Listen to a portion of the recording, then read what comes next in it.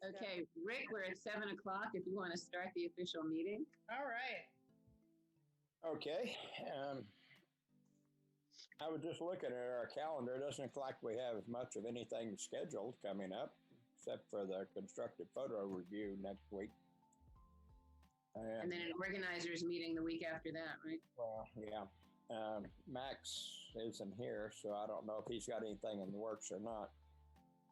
Did want to let everybody know that our August meeting is going to be a business meeting. We haven't done this in a while. And since we're starting to get back, hopefully, into something resembling normalcy, we want to get input from the members about what they want. What kind of classes do you want? What kind of meetups do you want to go on? What do you want to learn? Anything comes to mind. I've gotten a couple of emails from people that have had some good suggestions of some interesting things that we haven't done before. And I've told them, come to the meeting, throw it out there. Let's talk about it. We're not rejecting anybody's idea. We do the same thing at the state fair. People come up to me during the state fair multiple times, and a lot of times they tell me, I think you ought to do this or that. And to me, it sounds foolish, but I take out my phone and I make a note. I write it down, no matter what I think about it personally. And after the fair, we have a meeting where I bring these things up. Hey, somebody mentioned this during the fair. Even if it's not that idea, we may not take that specific thing and run with it. It may spark an idea for something else. And we do make changes over time. I made a lot of changes out there, or we have made a lot of changes. I don't do it all on my own. And we've made a lot of changes in this club too. So anyway, that's it. August is big business meeting. No idea is a bad idea. We want to hear everything that's on your mind, and we'll do our best to make things happen. We want to make this place better for everybody. I don't really have it. Oh, and we're going to have an election coming up in a couple of months. I'm not exactly sure what date that is, but anybody who wants to be more involved, and we need more people involved. Otherwise, we've got this same dictatorship. I don't mind being Lord and Master over everything you do, but somebody else ought to have a chance. So think about getting more involved, running for office, and we have a lot of other things besides just elected officers. We have the event organizers who anybody with that title can schedule a meetup event and put it on the calendar and do the write-up and all that stuff. And we can teach you how to do anything. Anyway, I guess that's about it, unless anybody else has got something on their mind or something they want to announce. Anybody got anything special coming up? No. Rick? Oh, sorry. Rick, will the August meeting be a Zoom meeting or an in-person meeting? Oh, Or hybrid. We're hoping it'll be we're working on making it a hybrid meeting. Okay.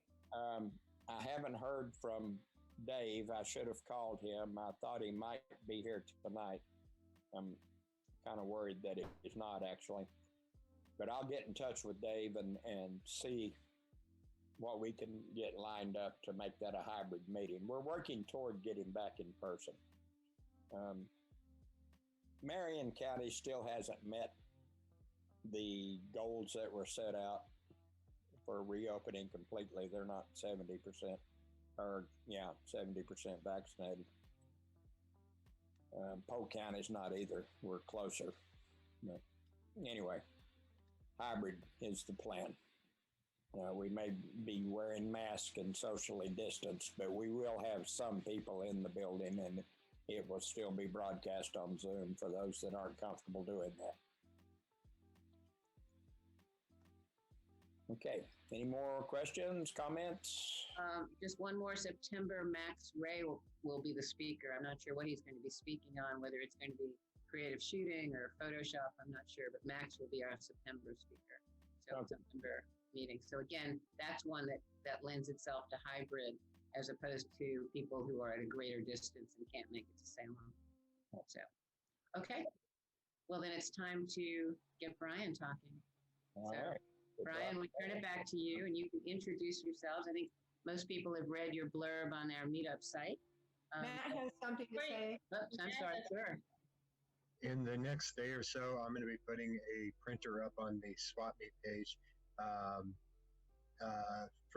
It's a large one, 13 by 19, I believe. I'm going to be giving it away. One of the blacks, I don't remember if it's the photo or the matte black. It clogs up. It's easy to fix by soaking it in alcohol, the printer head in alcohol. I just don't use it enough to spend the time fixing it every time I want to use it. So that will be available, and I will put it up for free because it was given to me for free. Rick, this is the printer I got from you. I figured it was. Okay. I just wanted to let people know to keep an eye out. So if you're not a member of the Swap Me page, go ahead and send me a message and I'll get you access to that. All right. Thank you. I didn't know you could fix it by putting your head in alcohol. I do that all the time. That was figurative. That explains a lot, right? Man, I didn't know we had a swap meet page. We do. We have more pages. We have so many pages. We got 3. Is it on Facebook or what? Yeah, we've got a Yeah. swap page on Facebook. Because I have you guys on Facebook, but I didn't see anything about that. All right. I'll get you added to it. Okay, thank you. All right, is that it? Okay, Bryan, welcome to Thank you. welcome to Salem, sort of. Yes, Welcome to, yes. to virtual Salem. So, Perfect. I'm going to make sure I'm pinned here, or somebody pin me as to make sure I stay on. That'll be the easiest way to see my presentation. I do want to piggyback on what Rick said about volunteering, getting involved in your association. As someone who has grown up in photography associations, I think the very best way to learn something is to get your hands in it. I hear countless stories of people, if you want to get better in competition, be on the competition team. If you want to get better and learn from different speakers, be on the speaker team. That's where you have a chance to have conversations that lead to friendships.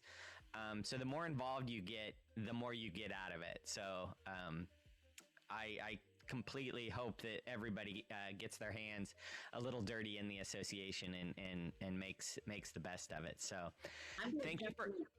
Let me just interrupt you. This group is a non-competitive group, by the way. Okay. We're very supportive. We very rarely have competitions. It might be like a Valentine's Day party, and whoever gets Right. the romantic then gets a rose. You know, it's very non-competitive. So just to let you know. But we all do.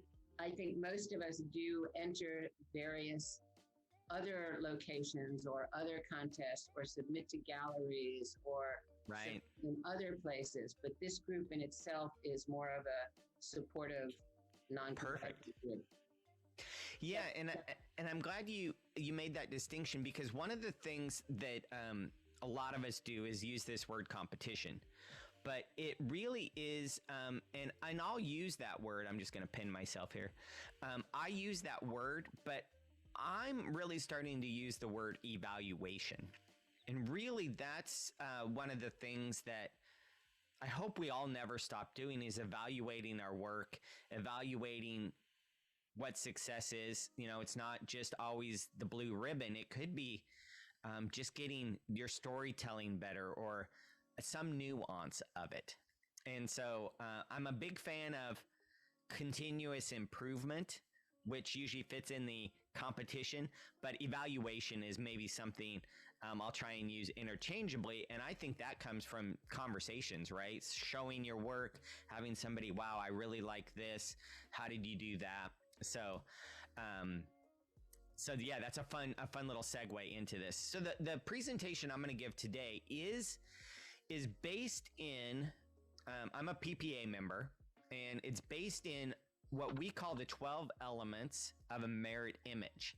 And it is from our evaluation or competition mindset. But the tweak I've done on it is also to take these words and try and sprinkle them into our life. And some of us maybe that have business, I do a lot of portraits, so I'm a full-time photographer, so it's still my business. And so being able to use our common language, not only to increase our art, our enjoyment of it, probably find some fulfillment in life, and make some money too. So I'm going to kind of sprinkle this around and take you on this little journey here. So one of the things, this is, I'm part of the Oregon Professional Photographers Association. That's kind of how this conversation started. And then I'm part of the Professional Photographers of America.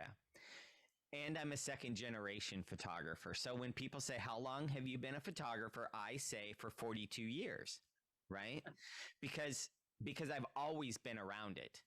My dad was the photographer, and my mom was the executive director of a photography association.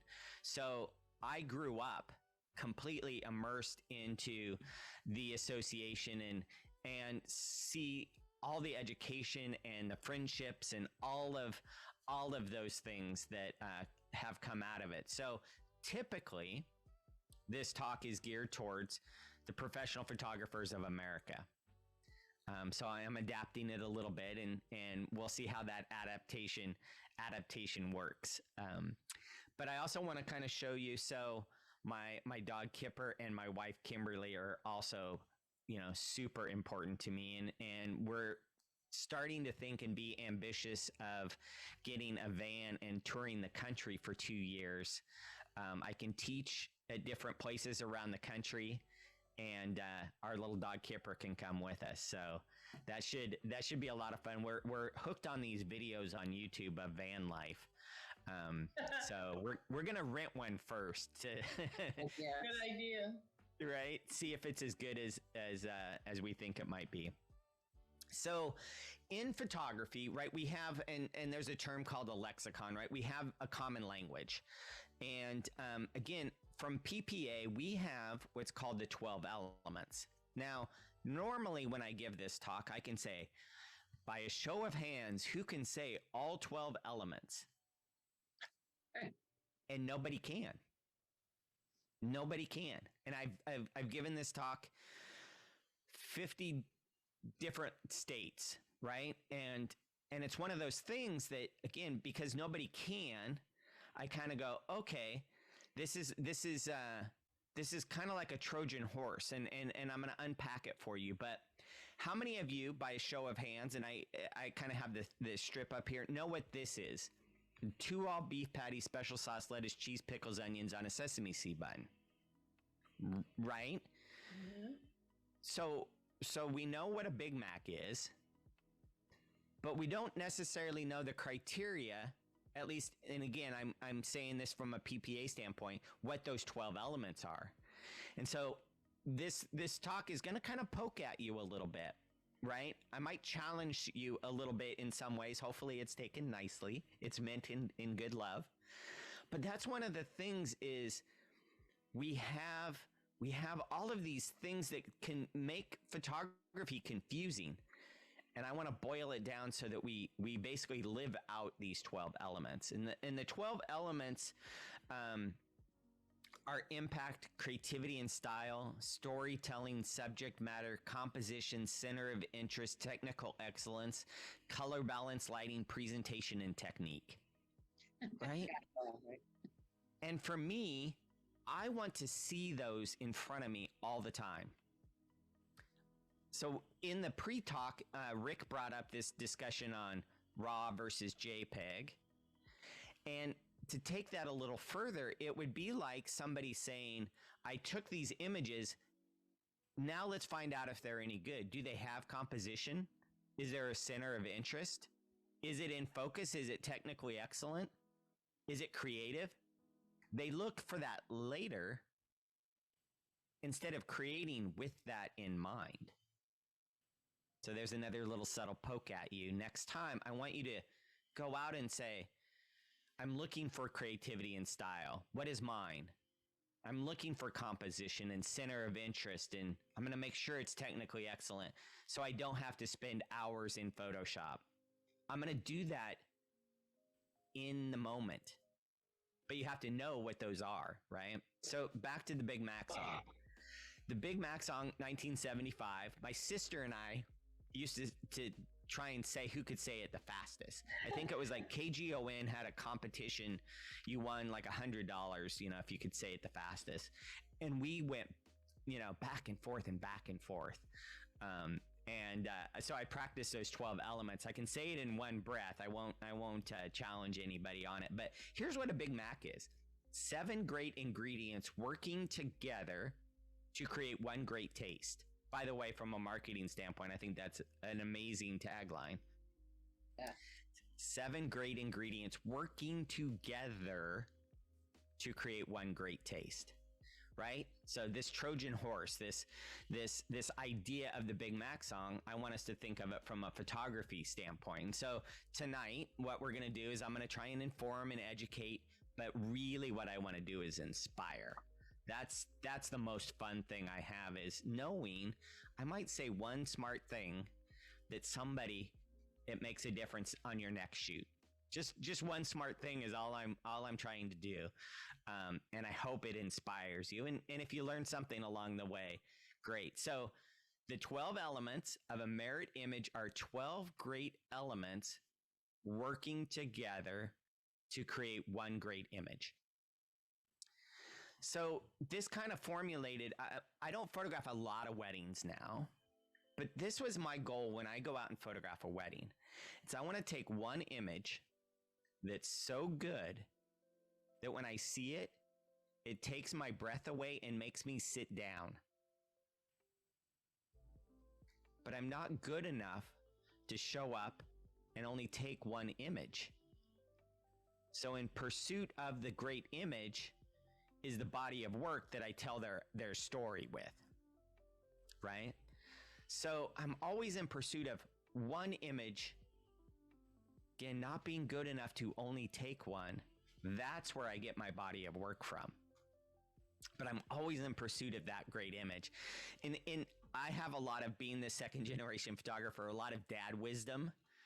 My dad used to, when we got to the reception, this was kind of brilliant on his part. He would hand me a cup of coffee. We would both take a sip of coffee, and he would say, okay, $100 to whoever can create the best black and white or the best dance image, or he would give us some little project. And I would see him do like an image. I'd, be watching him and I'd be like, oh, I bet that's really good.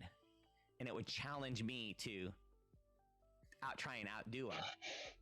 And it didn't matter because it was all for the betterment of the bride and groom. So I love that kind of competition of just trying to always improve my work. It's so much fun for me. At least that's one of my driving points. And we all have maybe different inspiration. But this list of the 12 elements was this list. And the reason most people can't say all 12 of them is there's some kind of scientific research that says our brain can only hold so many things in memory at one time. So I created a mind map of it. Whoops, wrong button there. I actually want to push this button, a mind map. And so this is how I see the 12 elements. It starts with impact in the middle. It has creativity and style, storytelling and subject matter, composition, center of interest, technical excellence, and all the things that go with it. Color balance, presentation, lighting, and technique, right? So those are the ways that I see it, and it frees me up. And so I know the 4Cs has maybe a different, I've judged a few 4Cs competitions. And so I should be more familiar with exactly your way of deciphering a merit-worthy image. But for me, these 12 elements are always with me and always something that I want to keep in the forefront of my mind. And one of the fun things, and we'll unpack a little bit of this in the business and life thing, I don't think you have to have color balance. I shorten it down to balance. I don't think we just have to have good balance in our photography. I think we need good balance in our work life. I think we need good balance in a lot of ways. I think we need creativity and style in more than just our photography. I think we need it in everything we do, right? The world's boring without creativity and style. So I don't just try and apply these when I have a camera. I try and apply them everywhere, right? So it looks like, and I see some things already in the chat. So one of the things, if you have a question, put it in the chat, right? And I can see it, it's right here. And I love interaction. And so I'm going to start with asking you this question. What is the burning question on your mind? Now that's a pretty broad thing, right? So, maybe keep it, a little bit relevant to maybe this talk or photography. I like a good challenge, but that might be for another day. But, throw some of the questions in there. I obviously know what I'm going to be talking about. I know what my slides coming up are. So if I say, hey, I can answer that in a little while, or I might answer it right on the fly. I like interaction. So use the chat box, and that way we can kind of play along together. So here's a quote from DaVinci. He who loves to practice without theory is like a sailor who boards a ship without a rudder and a compass and never knows where he may cast. So if you think about that, DaVinci's a smart person, right? That's why I put quotes from DaVinci in here versus quotes from myself in here. Think about it. Would you go out and sail without a compass? Probably not. But we go out in a lot of different areas. And we did talk earlier about how much we can learn from mistakes. So serendipitous moments do happen, right? A mistake can turn into an amazing work of art. It reminds me of a story one time. I was in a classroom with a bunch of photographers in ASP meeting, and this was this really famous photographer, and he was showing this stuff, and I was like, this isn't very good. This is blurry, out of focus. I don't know what this is. I was really disappointed. And he talked about how, he took it with his cell phone and all this stuff. Then he goes on to say, I have this on my website under personal projects, and I was just hired by Ferrari to do their catalog because the art director liked my sense of motion. Oh, I get it now, right? I get it. It really taught me a big lesson. So I do appreciate kind of the genius he had in there, but I'm still somebody, I grew up with a light meter. I like to be super technical so that I can be super creative. At least that's how my brain works. The good thing is you don't have to be, a formula, but I want to illustrate this with a story, and it's called Beauty in the Mud Puddle. So, second generation photographer. My dad gives me, for my 16th birthday, a Nikon F3. Wow. Yeah, right? And he says, let's go take pictures. Okay, what am I supposed to take pictures of? I'd been around it, but I had this thought in my head, and I said, my dad's the photographer, right? So we're walking along, and I'm looking around trying to figure out what I'm supposed to take a picture of. I step over a mud puddle. Now I turned around and my dad was photographing the mud puddle. And I looked in there and there was oil and there was reflections of clouds. and it was swirled together, and it was beautiful. And I said to myself, see, he's the photographer and you're not. And I didn't take another meaningful picture. Sure, I took some pictures, but not another meaningful picture for 16 more years. It's called a limiting belief. I was not my dad. I was not good enough. I didn't know my own creativity, my own style. That was one of those things. I mentor a lot of students now. Those students have taken more pictures by the time they're 10 years old than I had until I was 32. Right? They play. That's a huge thing, is to play, make mistakes. So my story of that limiting belief, I really have this little mission. If you have a limiting belief that you're not as good as so-and-so, or you don't see things like so-and-so, you don't have to, right? Because we all have creativity and style, and we all have our own creativity and style. So I was at a conference, so I'm around photography. I'm just not a photographer at this point. And this message of you get to see the world like you see it was told to me by Dennis Reggie. He's a photographer. You may know the name. He photographed the Kennedy wedding. So he's basically one of the world famous wedding photographers. And so he told me this story about, hey, Bryan, see it like you see it. You don't have to be your dad. So I said to my dad, I said, at the next wedding, is it all right if I take some images? Now, I was his assistant, so I would hold the reflector. I would, go get we had a whole Hasselblad system, if he needed a back changed or whatever, that's my job. But now I actually wanted to take some images. And of course he said yes, right? Of course. And we were talking earlier about this whole Canon Nikon thing that used to be a thing in my talk. Dad was Nikon, Hasselblad and Nikon. So I went to Pro Photo Supply in Portland and I rented a Canon because I wanted to test it out.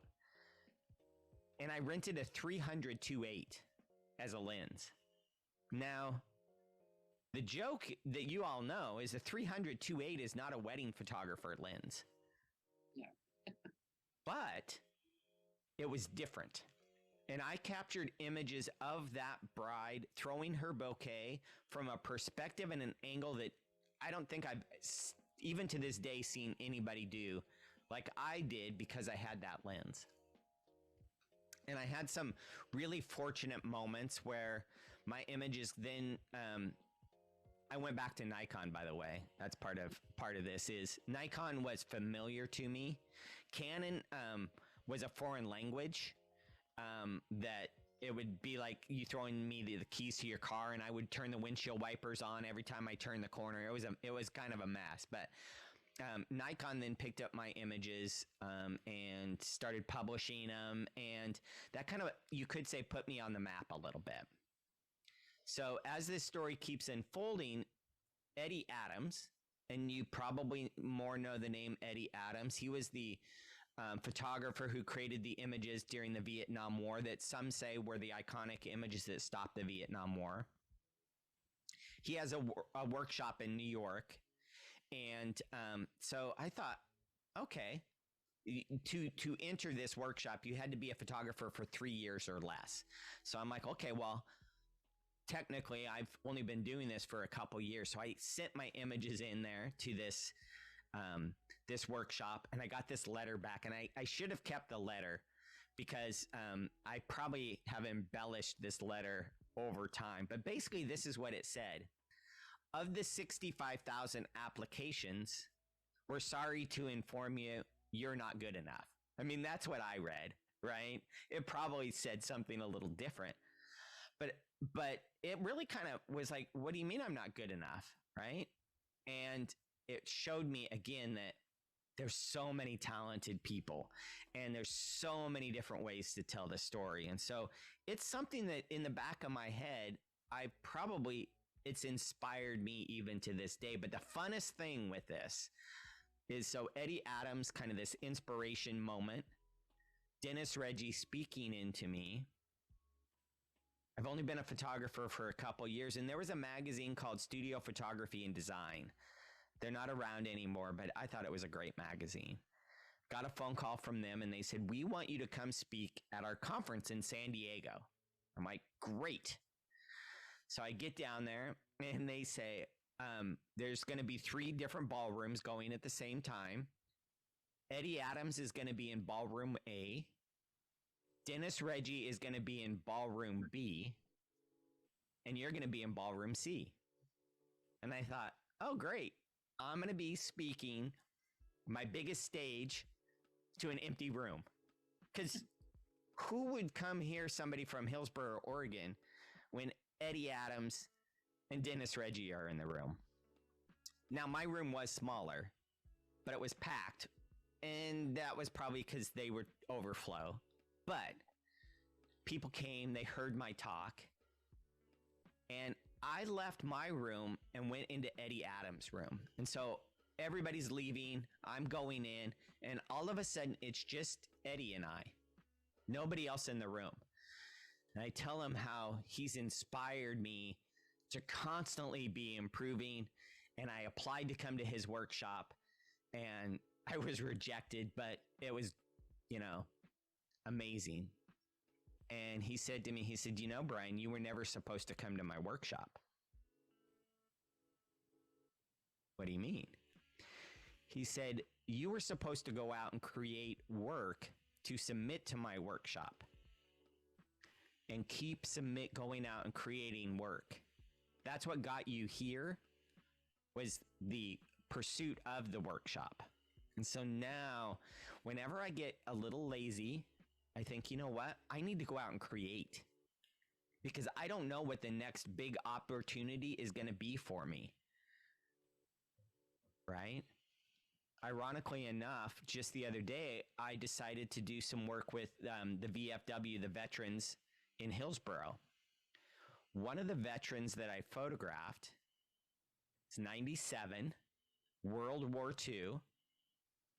And he said to me, there's a guy I know who travels around the country and does work with veterans. I'll connect you to him. He lives in Denver. 2 days later, the Professional Photographers of Colorado contacted me, and in October or November, I'm getting my places mixed up, I'm going to be speaking in Denver, and this veteran is going to connect me to the guy who has projects all over the United States.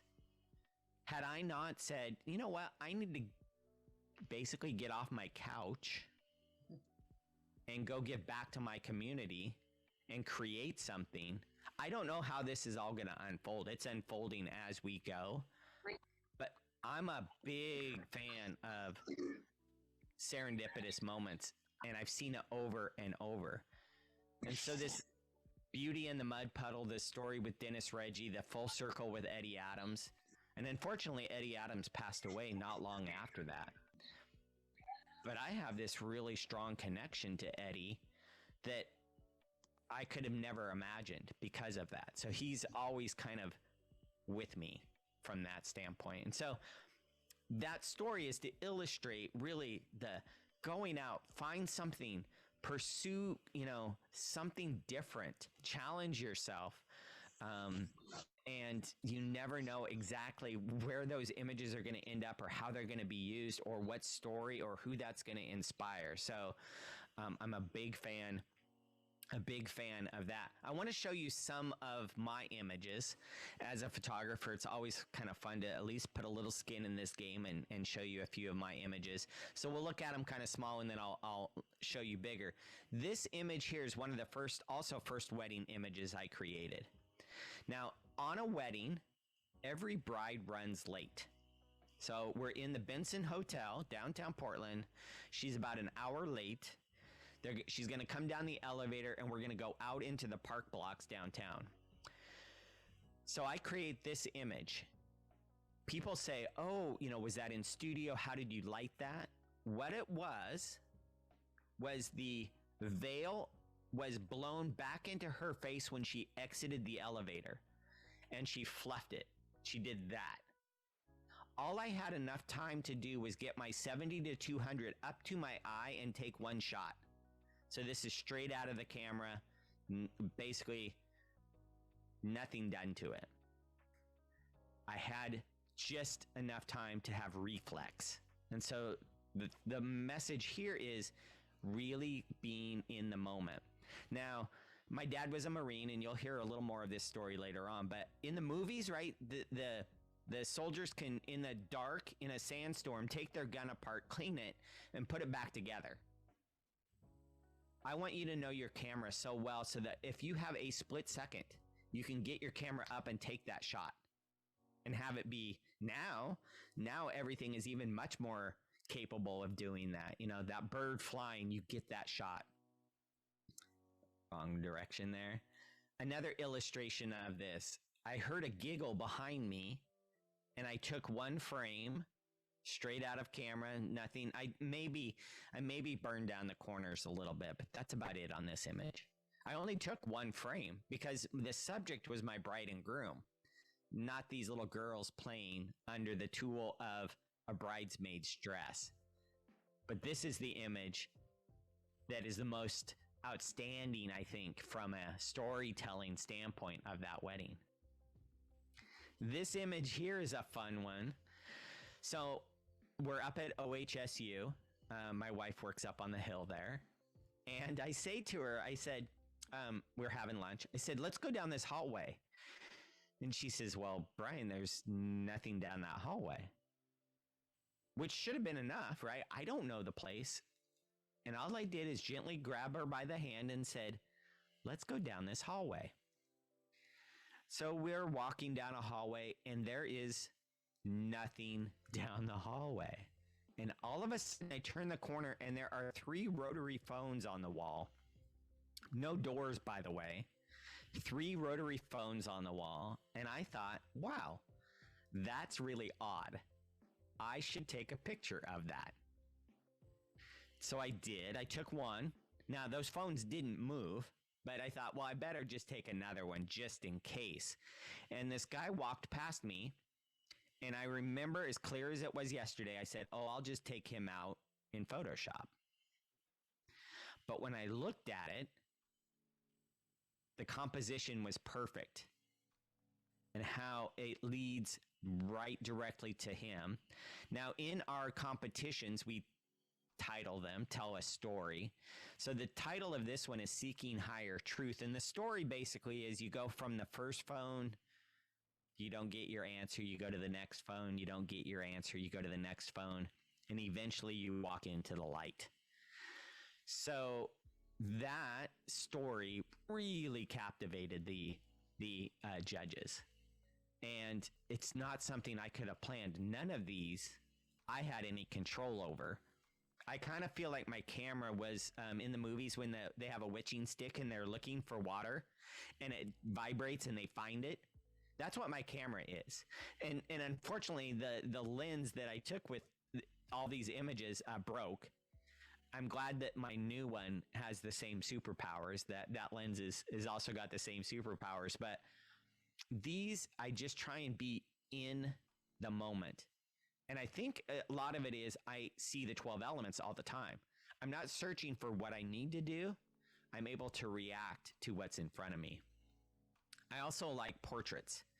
And so I like stylized portraits. And so I was able to create this image here. The title on that one's called The Showstopper. This one's Built to Last. And I think this is Young Romeo.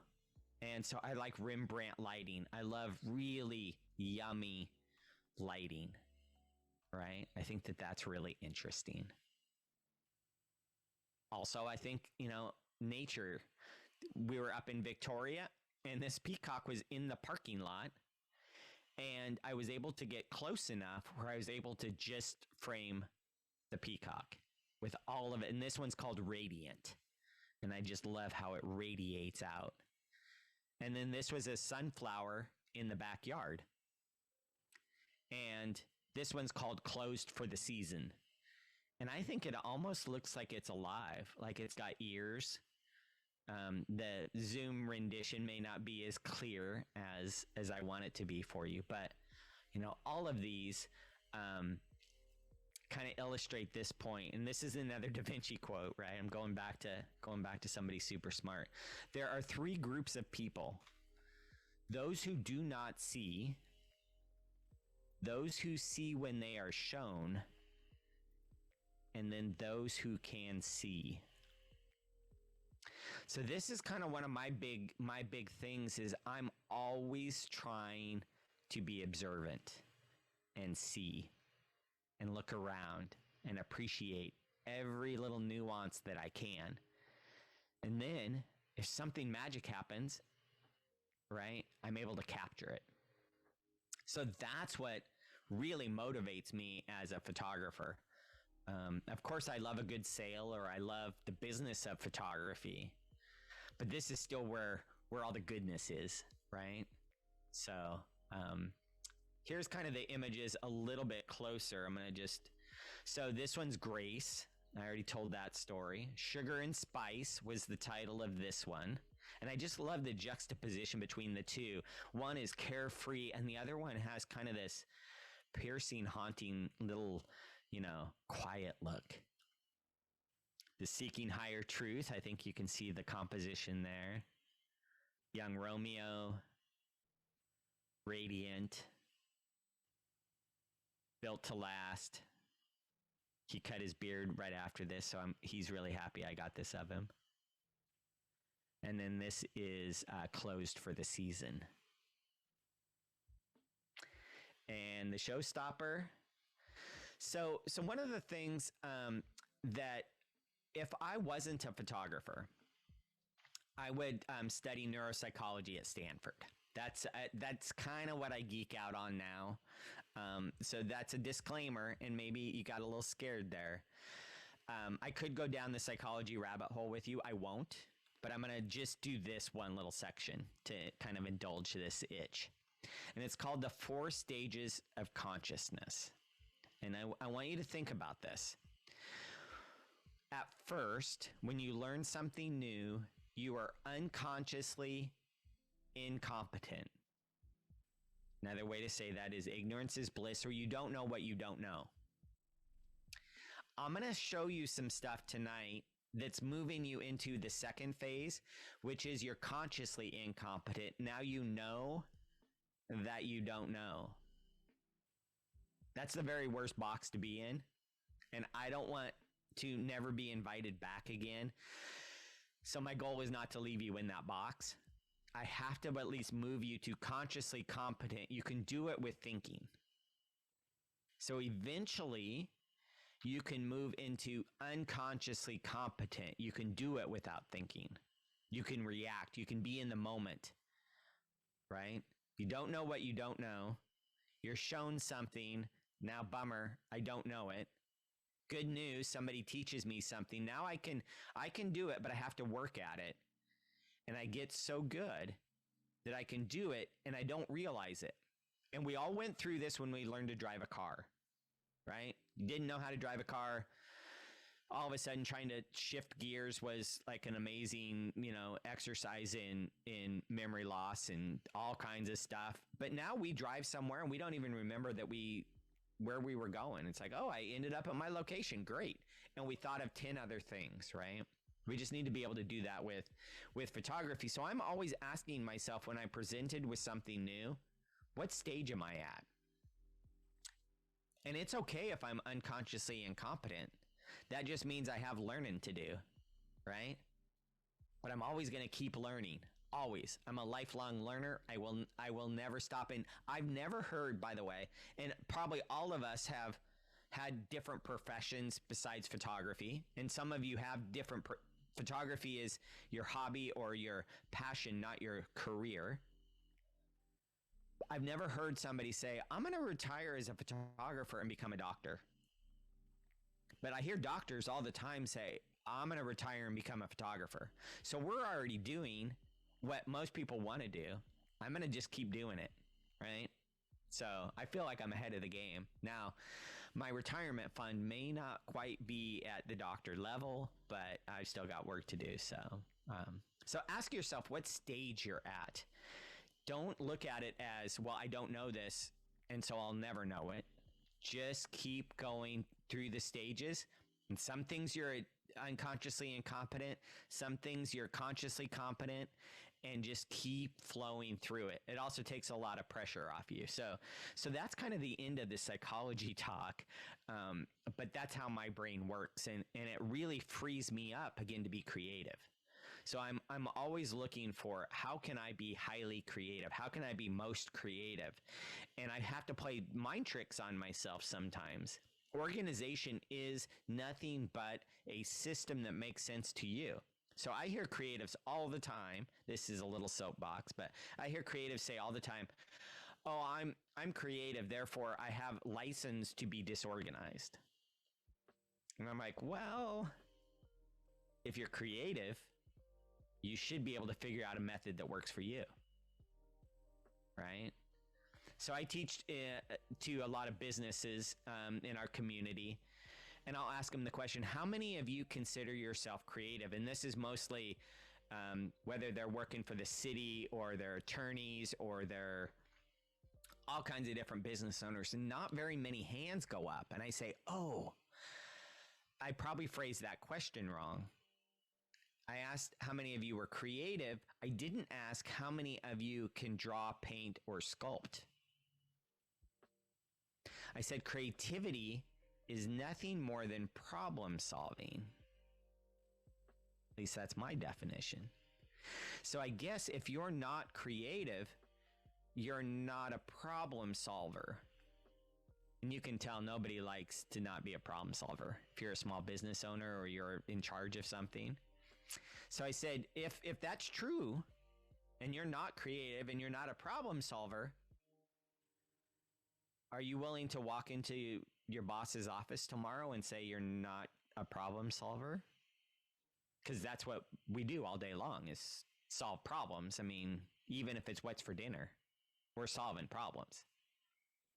And so from that moment, I can flip them to realize that creativity is problem solving, unlock a lot of this. So that's kind of one of the fun things for me, but we'll keep going on the rest of the talk. So those 12 elements that I talked about, impact, creativity and style, storytelling and subject matter, those are on the right side. That's the emotional side. And on the left side of our brain, is the composition, center of interest, technical excellence, color, lighting, presentation, and technique. Right? It's kind of cool. I sketched this on a napkin at Starbucks, my friend Lisa and I. And I should have kept that napkin. I don't know if, well, most people know, Chihuly, the artist, Chihuly.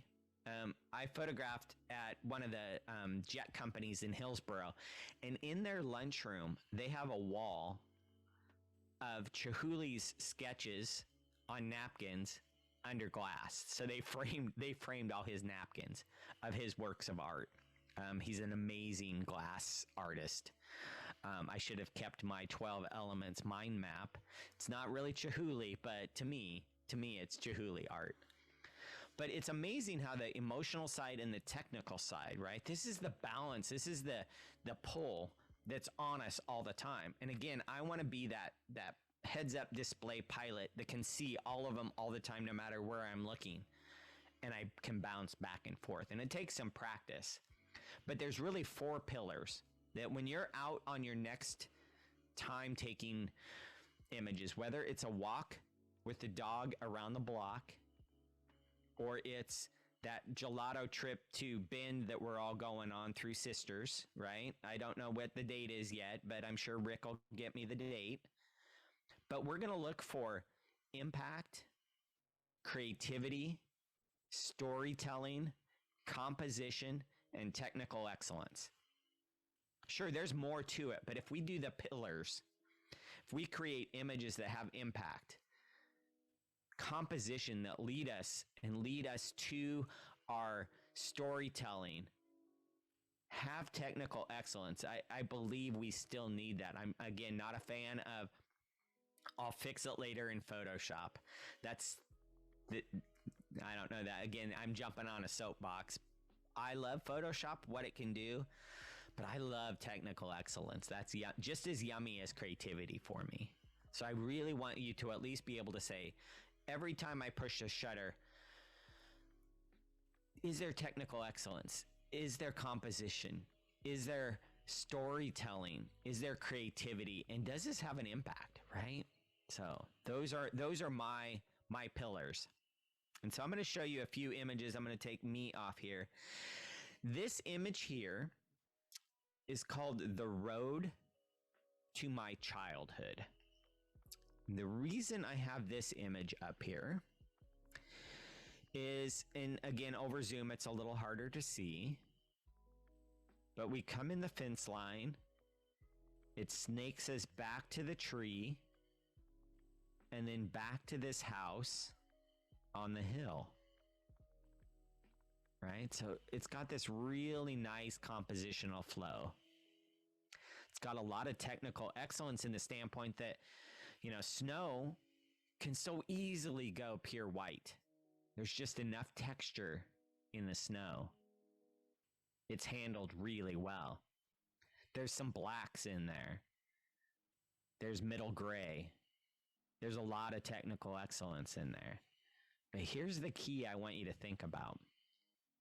The road to my childhood. Now, just a show of hands, did anybody actually think of the road they grew up on as a child? Did anybody do that? Just kind of show of hands, maybe? When I first saw this image and heard that title, I thought of me on my big wheel. I used to have this big wheel that I rode around so much that the front wheel was plastic that I wore a hole in it. The road to my childhood. I immediately had an emotional attachment to my childhood. And then it just drew me in. And so I'm always thinking of the emotional attachment along with technical excellence, along with composition, right? So that was fun for me. Push the wrong button. Let's go this way. This image here is called We'll Take the Next One. There's this couple up on the sky bridge in this moment. And Madeline, coming from New York, will appreciate the train leaving the station. I want to be in this moment every day where I am so into what I'm doing, the train can leave the station, and you know what? I'll just catch the next one. Look at the composition on this. Look at the storytelling on this. Look at the creativity on this. The technical excellence of this. And the impact of this. At least it just gets me so much. Another one, this one's called Working Against the Clock. So the interesting thing about this is you could say this is a portrait or it's an illustration of this watchmaker. All the clocks are different times in the room. His hands, though, are kind of arthritic a little bit. The joints are kind of puffy. So he's really struggling to work against the clock, both metaphorically, the one in his hands, and time. Right? So again, storytelling, creativity. I think it's got a lot of technical excellence, even from the tone of it. It's a aged tone. So the color balance is intentional, right? We're not looking for photorealism. We're looking for storytelling tone. Nice composition, but a lot of impact. And then the last one I'm going to illustrate with, and this is kind of the tearjerker. This one is, she loved her roses and he loved her. So I look at this from a portrait I go to his face first. That's kind of what we as humans do. We identify faces. His gaze leads me down through his scarf, through the lapels of his jacket, straight to those roses, and then to his strength in his hands as he grips them. She loved her roses, and he loved her. Seriously, this is one that I look at, and I will always be in pursuit to tell an image or tell a story this good. And I don't know if I ever will, but this one to me is pretty perfect. And it's not perfect at all, right? It's not perfect at all. And to me, it's perfect. And so this is another kind of illustration of, I'm going to come back on here for a second. As we look at images, and we can get super pixel peeper, we can look and try and be perfect. I'm a big fan of imperfectly perfect, right? I like grain. I like grit. I like hearing records where you hear the hiss and you can hear the wind of the horn. Like, I appreciate all of that. Over digital purity is a little stale. So as you go out and create images and are maybe looking for things to be perfect, they don't have to be. Storytelling, creativity, composition is a cornerstone. I think it needs to be there. Technical excellence needs to be there. And then create images with impact, right? So kind of coming back to our 12, elements mind map. Impact. I'm going to just briefly talk a little bit about my why. Creativity and style, storytelling, composition. These other things are, in my opinion, a little bit less important than impact. So impact, there's a book by Simon Sinek that you've probably heard, it starts with why. The Wright brothers weren't the only ones trying to pursue flight. They just had the biggest why. They said that they wanted to change the world. There was other people who had more funding and should have created flight. They just didn't have a big enough why. So I'm going to pause this there. I'm going to ask, I see Rick loved the snow photo. It didn't remind me of my childhood. Winter Wonderland came to mind, right? So that's the other great thing, is all of us tell ourselves some story when we see images. And so it's kind of fun to geek out with friends. I was at a big competition in New York, and my wife was with me. She's not a photographer. My other photographer friend was there. And we started doing the dissection, talking about images, and we turned around and my wife was looking at us like, you guys are just crazy. But we just went way deep into talking about the images. So I enjoy that. Right. I find shooting film allows me to embrace perfections more readily. Yeah, I agree. Yes, I heard a voice. I also left something in the chat. It's Madeline speaking. So do you have that, or I can read it to you? Yeah, I see it. It says the names of these images are evocative, but it seems to me that the names would come after the fact, after reflecting on the image. If you are taking shots in the moment, does that story express itself? Great question. Super good question, by the way. I have never had this question posed. It's both. It is both. Sometimes the story for me comes later.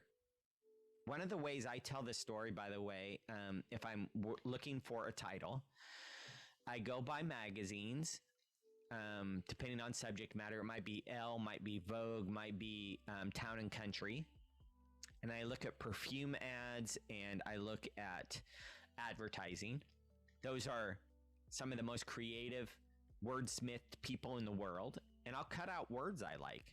And I might take a word from here and a word from here and a word from here. And those three words might help me tell the story, right? And others, I know the story almost before. So one of my quests, we can enter 4 images in a competition. I have a title this is a kind of a bucket list for me. I throw it out every once in a while. You get to hear how crazy my brain is. I want to enter 4 images in a competition with the exact same title. The title is The Best Part of Waking Up. So we know that's Folgers in your cup, right? But it's not. It's that moment that your puppy comes and kisses you when you're still got your head on the pillow. It's that cup of coffee overlooking, the beautiful scenery. It's being on the first tee with the light coming through and no footprints in front of you, right? The best part of waking up. There's so many ways I can tell that story. So I get titles stuck into my head, and I'm kind of always in the back of my mind looking for them. And I am a big fan. I'm a huge fan of storytelling. If you can't tell, and so music is the same way, right? Music to me is this journey, this story, and it unfolds and it moves. And it takes me on a little bit of a ride. I want my images to do the same. And I think the story is there. Now, yes, a lot of them come later. Some of them come in the moment. Like Sugar and Spice came to me really quick because I looked at it. I only took 1 frame. So, that happened so fast. Grace, that bride, that was her first name. So that came super quick to me too. It was just, it's like, well, yeah, that's Grace. So that's a great question. And I'm a big fan too. Some people, outsource they crowdsource. Hey, I have this image. I need a title for it. And to me, it's more personal. I like to sit with it, and it's my story. Everybody like Rick, there's nothing wrong with Winter Wonderland, right? It doesn't emotionally pull me as the road to my childhood. So, right? No wrong, no right. But great question. I've never had that question just like that. Any other questions before I show you my why? And I've already kind of talked a little bit about it, but any more questions? Yeah, I have another question. And somebody also, Brett wrote that he finds shooting film allows him to embrace imperfection more readily. I agree. And there's a big push back to film. Right. I know a lot of photographers, not only we talked about you and your sketchbook, how it slows you down. Film slows you down too. So I took my challenge the other day on a walk with my dog. I had my Panasonic GX8, so my little version of a rangefinder. I only had 12 frames. I had a 128 gigabyte card in there. I could only take 12 frames because it was a roll of 120. And by the way, when I do headshots, I still take 12 or 24 just instinctively because that's a roll of 120 or 220. It's kind of weird. Only 12 frames. So I love slowing down. This idea of, embracing imperfections, I think is brilliant. Yeah. What about abstract images? Yeah, so abstract I think even is more that mood, that feeling. So the title should come from how it makes you feel, not what it looks like. And that's a common mistake I see a lot of people. They're descriptive. A bad example of it is bridge over the Willamette River. I've seen people title stuff like that, right? Instead of, connecting the city or something, at least a little bit more emotional.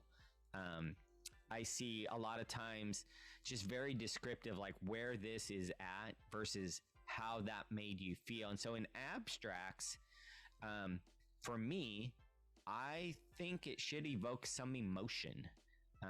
At least I look for that. Now, other people, so I wanted to be an architect at one time. I think my buildings would have been beautiful, honestly, just beautiful. But I got really hung up on the fact that they had to stand, right? The tensile strength of steel, load-bearing walls, all of that just killed me. So abstracts I like, the straight lines, everything has to match up or people will die thing kind of killed me with architecture, but that's a whole nother story. Interesting. Thank you. Yeah, it says we don't go to grandma's house when it's snowing that heavily, right? So I have no reference point. Yeah, exactly, right? I mean, when I travel, it's kind of interesting. In Nebraska, when I'm there, I'm like, yeah, Portland shuts down. Nebraska, they're. I mean, we were like, the wind was blowing us on the ice going down the freeway. We're like sliding. I'm like, this is crazy, and they're just like, yeah. You just got to go to wherever you're going. So I do find that kind of humorous being a Portlander, in the rest of, and when I get off a plane, I always ask, so where are your trees? Cause there's a bunch of pretty big sized bushes, but you guys have no trees here. So I like to give people that. Do you ever shoot in black and white? Yes. Or do you in general decide after? I don't do it as much as I used to, Brett. I used to, back in when I had my Fujis, I shot it in black and white. And even though I was shooting raw, I still had it referencing that black and white. And it was always going to be a black and white. I think differently when I put myself in black and white mode. I honestly do. I see differently. I think differently. At weddings, I used to have one camera loaded with black and white, one with, so Ilford 3200 was my film of choice in black and white. And then Fuji 400 was my color film for weddings. And I joked that my camera was only happy when it had Ilford 3200 in it. And I always overexposed my highlights by a third of a stop. And I got the most milky, creamy highlights, right? It was just, I miss those days. I miss those days for sure. Yeah, Tennessee, the world shuts down. So I talked about impact and why, and I'm gonna transition now from photography a little bit more to business and life and just impact in general. Okay, it's gonna have some references to photography, so it's not totally crazy talk here. But here's my why.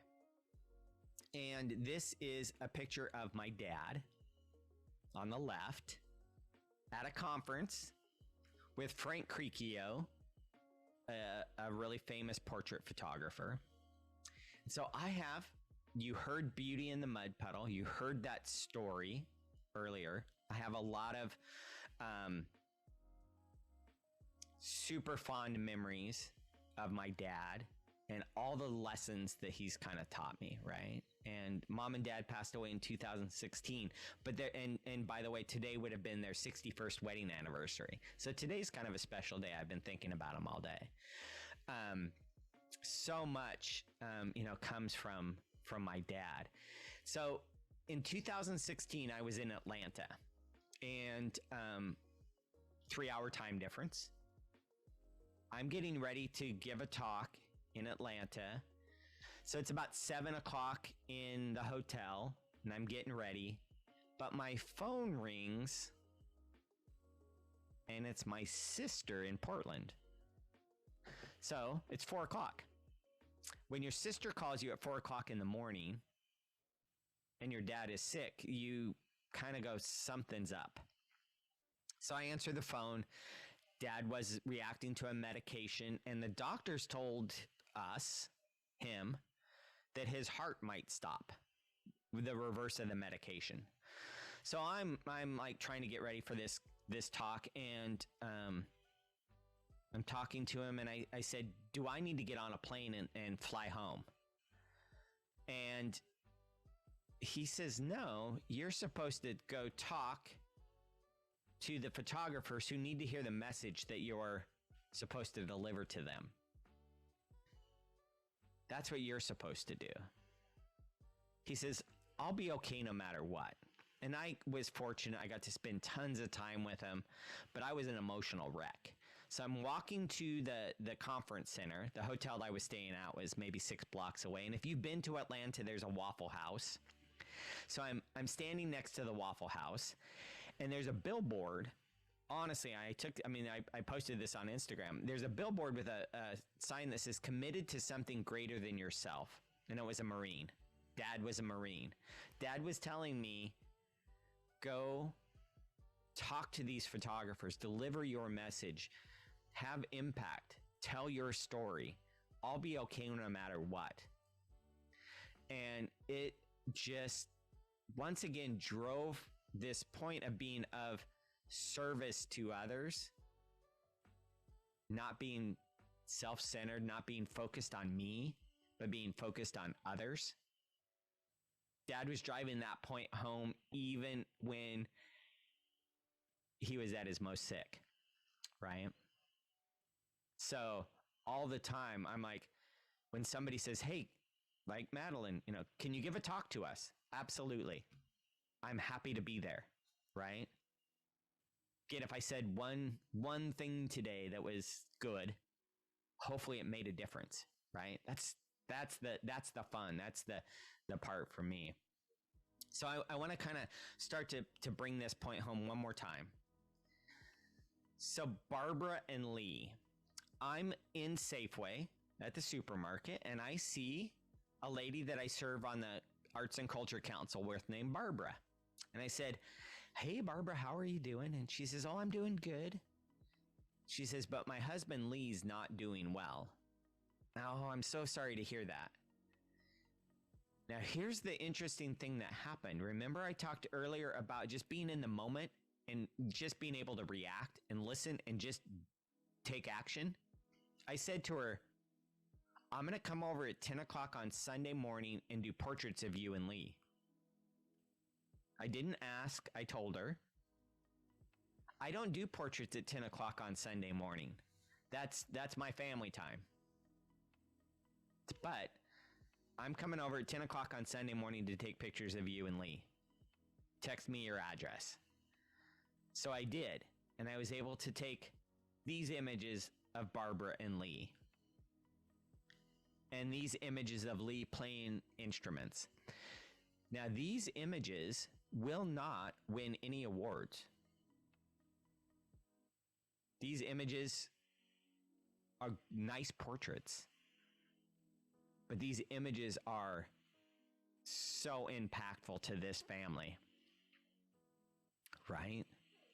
These images are in not only Barbara's house, because unfortunately now, 2 weeks after this, Lee passed away. Had I waited until it was okay, hey, when the time is right, why don't you call me and we'll schedule an appointment?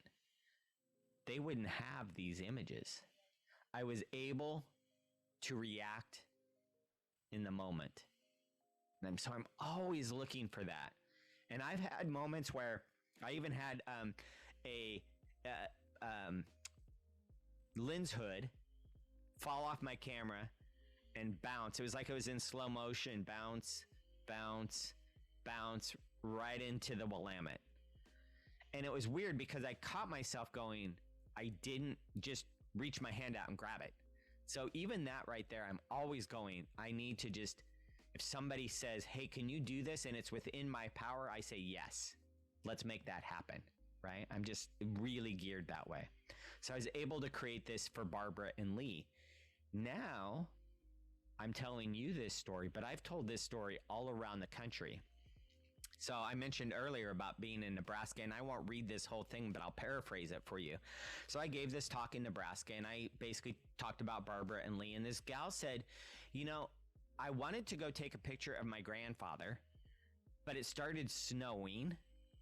And so I was like, oh, I'll do it another time. But instead, she was inspired. Remember, I said I'm going to educate, inform, and hopefully inspire you just a little bit. She was inspired to go take a picture of her grandfather. And unfortunately, he did pass away. But that image that she created was their most meaningful picture of her grandfather.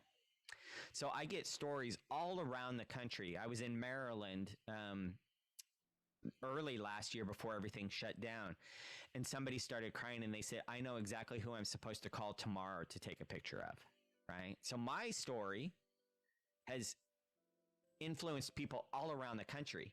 And so I kind of feel like a little bit of the pebble, in the water, and hopefully maybe this group of people I'm talking to, you guys tonight, there's no portraits going to come out of it, but maybe it's that sunrise that you keep saying, I need to get up and go take that image, right? It's going to be perfect tomorrow. And if it's pouring, well, it's not going to pour down rain tomorrow. If it's less than ideal, sometimes that's the actual time to go take the image, when it's less than ideal. So that's, one of the things, that's where impact comes from. I think that's where the storytelling and the creativity comes from, is just getting up, reacting, being in the moment. So I want to leave you with this kind of idea, and it's based on 70, 30, 90. So in the next 7 days, I want you to have some kind of project that you start. Whether it's, I've always wanted to get images together for a gallery. I want to actually process those images and get them printed. Something that in the next 7 days you can get started on. Because the thing I learned in high school in physics class, things in motion stay in motion, right? You have to create momentum. If you don't do something in 7 days from this talk, you probably will not have any meaningful impact from this talk. You might say, Bryan was really entertaining. He's a little out there on his psychology stuff, but I didn't really do anything with it.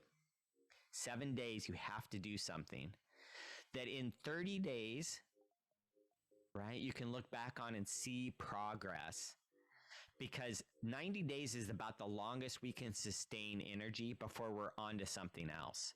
So it's kind of interesting that 90 days is a quarter in business, or it's a season. 90 days is this thing that kind of, we're going to be on to something else. It starts with 7 days. I want to see progress or hear progress in 30 days.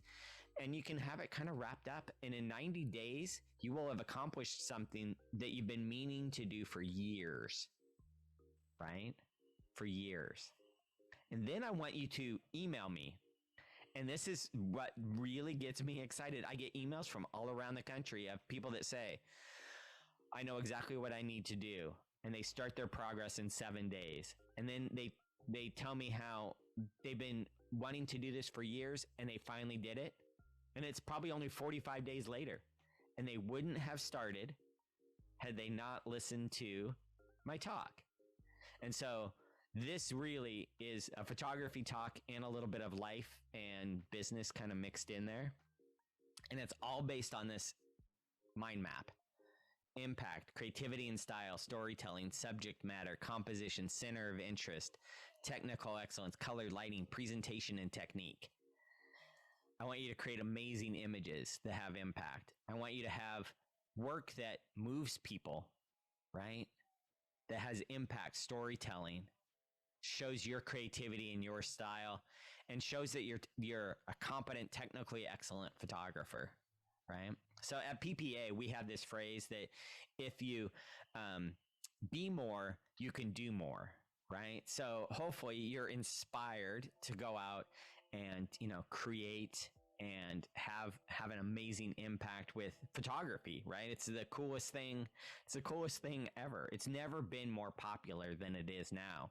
And probably everybody on this call, is obviously really good at it and really passionate about it, right? We are so fortunate. So, the two groups that I'm a big part of is the Oregon PPA, and I put the website on here. Funny enough, our monthly meetings are the second Wednesday of every month, which happens to be your monthly meeting. But good news is we also hold workshops on days not during the monthly meeting. And we do have one coming up that I think is especially cool at the end of this month on the 31st or 30th. Drawing a blank off it. But the end of the month, it's a gal from Pennsylvania, and it's called Metamorphosis. So she shows where she takes, like, let's say it's a picture of a duck, and then she paints them in Photoshop and creates amazing fine art out of it. So it's this metamorphosis from what she starts with. So I like to get it right in camera. But one of the things that she's challenging me to do is look at everything as possible. So I'm excited to learn some new techniques. That's going to be that class. And then we've always got, if you're part of PPA, there's always education. So I know you have your group of, this is an invitation to come check our group out. We'd love to have some Salem members. We have a few, but not many. So that invitation is open. Come check us out. We do hold our competitions throughout the year, and you can tune in as a non-member and listen to them. And that's always kind of fun to hear those 12 elements and listen to the judges if you like that sort of thing. So my biggest thing is to say thank you, and go to my website, mitportraits.com/insider. And this is something, if you go there, you can tell me what you liked about tonight, maybe how I inspired you. You can tell me how I can improve, right? I always want to hear feedback, right? Was there something I should have told you a little more about? Was there something that didn't make sense? Tell me how I can improve. Tell me what you want to see next time. I mean, Rick talked about this earlier. He's 100% on the money of saying, hey, what do our members want to hear from us in future calls? I'm doing that as a speaker. Tell me what you want to learn more from me. I'd love to come meet you guys in person and actually teach a class for you guys. Let me know what you want to hear. Rick and I'll set it up, and we'll be together in the same room, which would be kind of amazing, right? So my biggest thing is thank you, and I'll open it up. Let me know what questions you have. I do see Sean is asking, was the book It Starts With Why by Simon Sinek? It is. That's a great book. I think it's a book all of us should read. No matter what your profession or pursuit is, there's a lot of good lessons that Simon talks about. So I'm a big, big fan of that. That was fun. So what questions do you guys have? I don't know about questions, but I want to just say thank you. This has been just great. So we'll start with a thank you. I appreciate that. I'll open it up to anyone else. Excellent. I'm on. Let me know the dates for the fair, and we'll make it happen. Yeah, that's it. We'll be back in touch about workshops or other talks or other ways, and how to connect with your group. And I think we'll put your website, the group's website, and your website on our links. Thank you. People can look them up. Absolutely. Matt, can you we'll ask Matt to put all that stuff up. He's our tech guy. He put it on all our Facebook pages and get it out there to the members who weren't able to attend tonight too. We've got Matt and Rick on here, so we have 2/3 of our tech team. Nice. So we'll get you all hooked up on our website, whatever they're working on. That's way above my pay grade, so I don't. Yeah, no worries. And onto our Facebook discussion page. So if you guys could take care of putting those links up, that would be helpful. This has been wonderful, Bryan. I really appreciate that you took the time to join us, and I know I'm inspired. Now I just have to figure out what new project would I like to start in the next 7 days. There's so many possibilities. So it's like absolutely sitting it down, going through archives and coming up with names for stuff. That could be the challenge right there. Naming would be a very interesting kind of challenge. I've often thought, I speak with other photographers who say, don't give me the name of a photo. I just want to look at it on its own merits without having a context. So this is a very different view of that. It is, and I appreciate both ways of doing it. So I asked this question, and I'll answer your other question in here, Brett, in a second. But I ask people a lot of times, there's a thing called would you rather. So would you rather speak 5 languages or have $5 million? And there's no right or wrong, but some people say, oh, I'd rather speak 5 languages, and some people say $5 million. And my thing, I mean, this is the way I would answer that, is I would rather speak 5 languages, because if I could do that, I could turn that into $10 million, right? Because of the uniqueness of it. Would you rather see the movie or read the book? Mm-hmm. Book. Now, a lot of people say, oh, just give me the movie. But more people typically, and we wouldn't be split 50-50, but they say the book. The interesting thing with the book is when character development happens, we fill in blanks that aren't given to us. So it's a richer experience than what is presented to us in a set amount of time. Like the book we dream with. Yeah, and so with that being said, if you don't title it, you open up possibilities to even more stories. At the same time, sometimes it's fun to lead somebody, like in a movie, where you want them to go emotionally. So I can advocate pretty easy for both sides of that fence. Pretty well. Brett asked, is it for professionals only? And here's the fun thing about, so we're called the Oregon Professional Photographers Association. And when I was the president of the group, we came up with a new tagline, and it's for serious photographers. So if you want professional development, so that's the professional part, professional development for serious photographers. You don't have to be a professional photographer. You have to want professional development. And to illustrate that, we have 2 people in our group. One's a retired physician, and another gal who isn't a professional, but they take images with professionalism.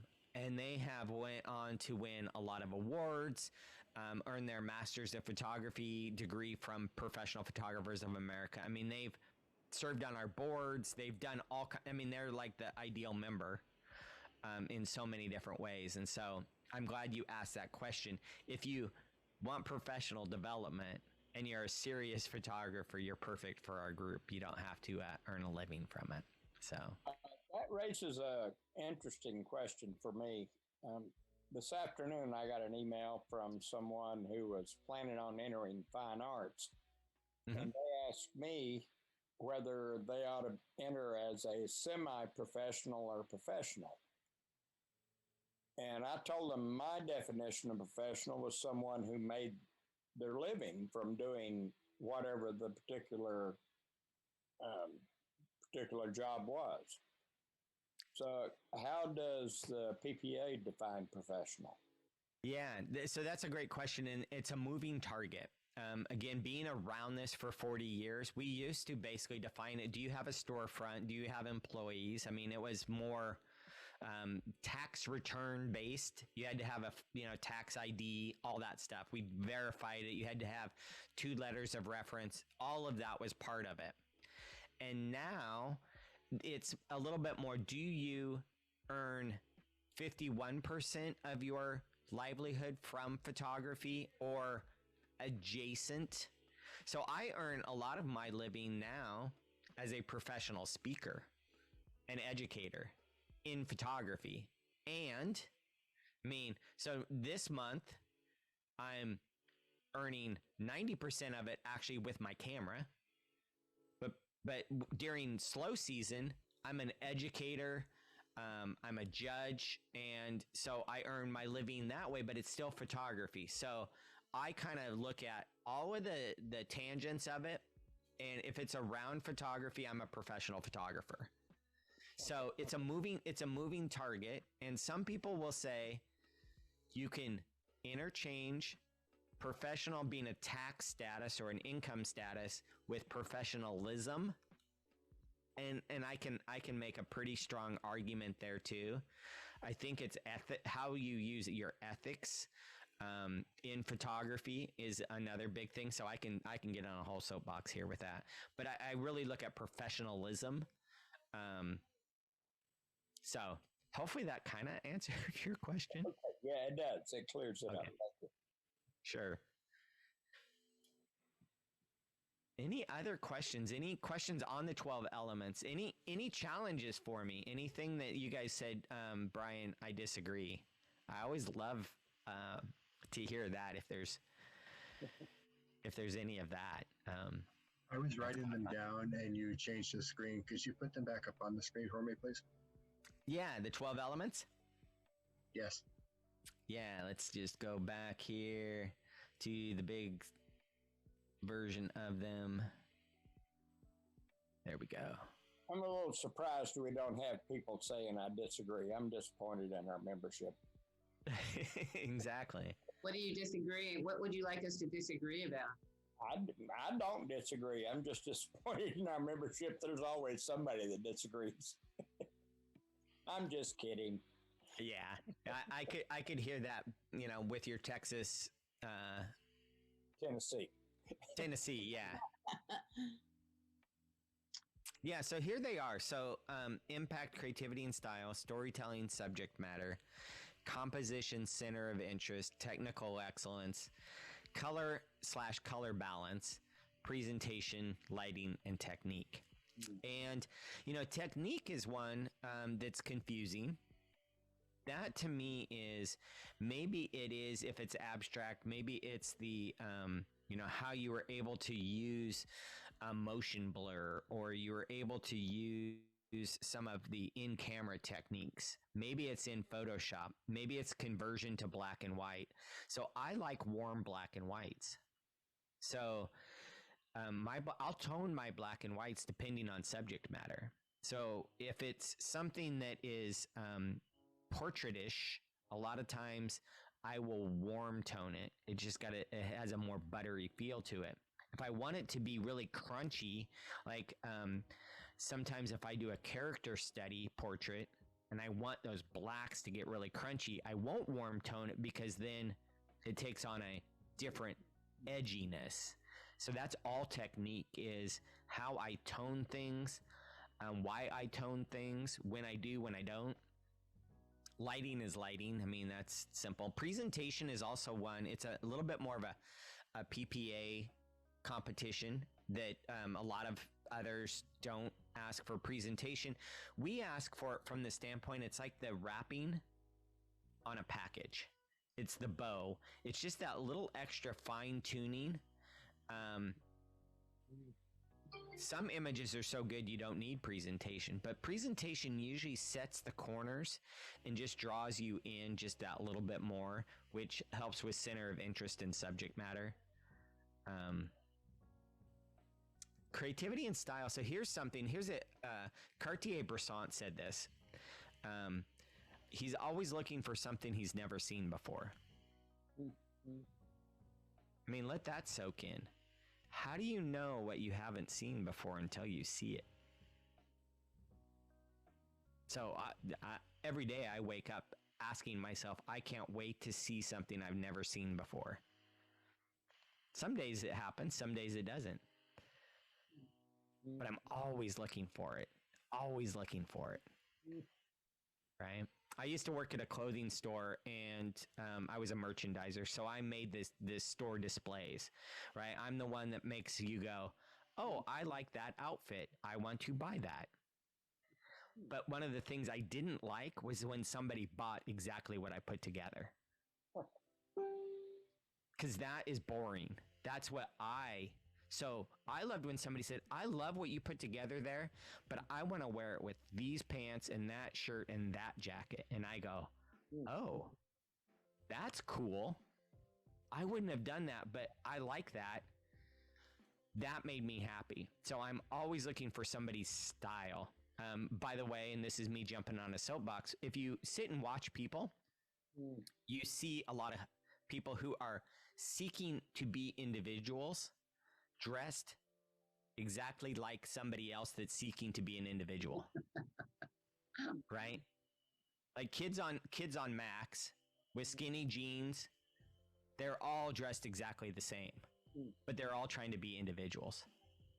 I so want to go over and just have a conversation with them about creativity and style, but I don't. So Carol has a question. Is it bad if there is no story?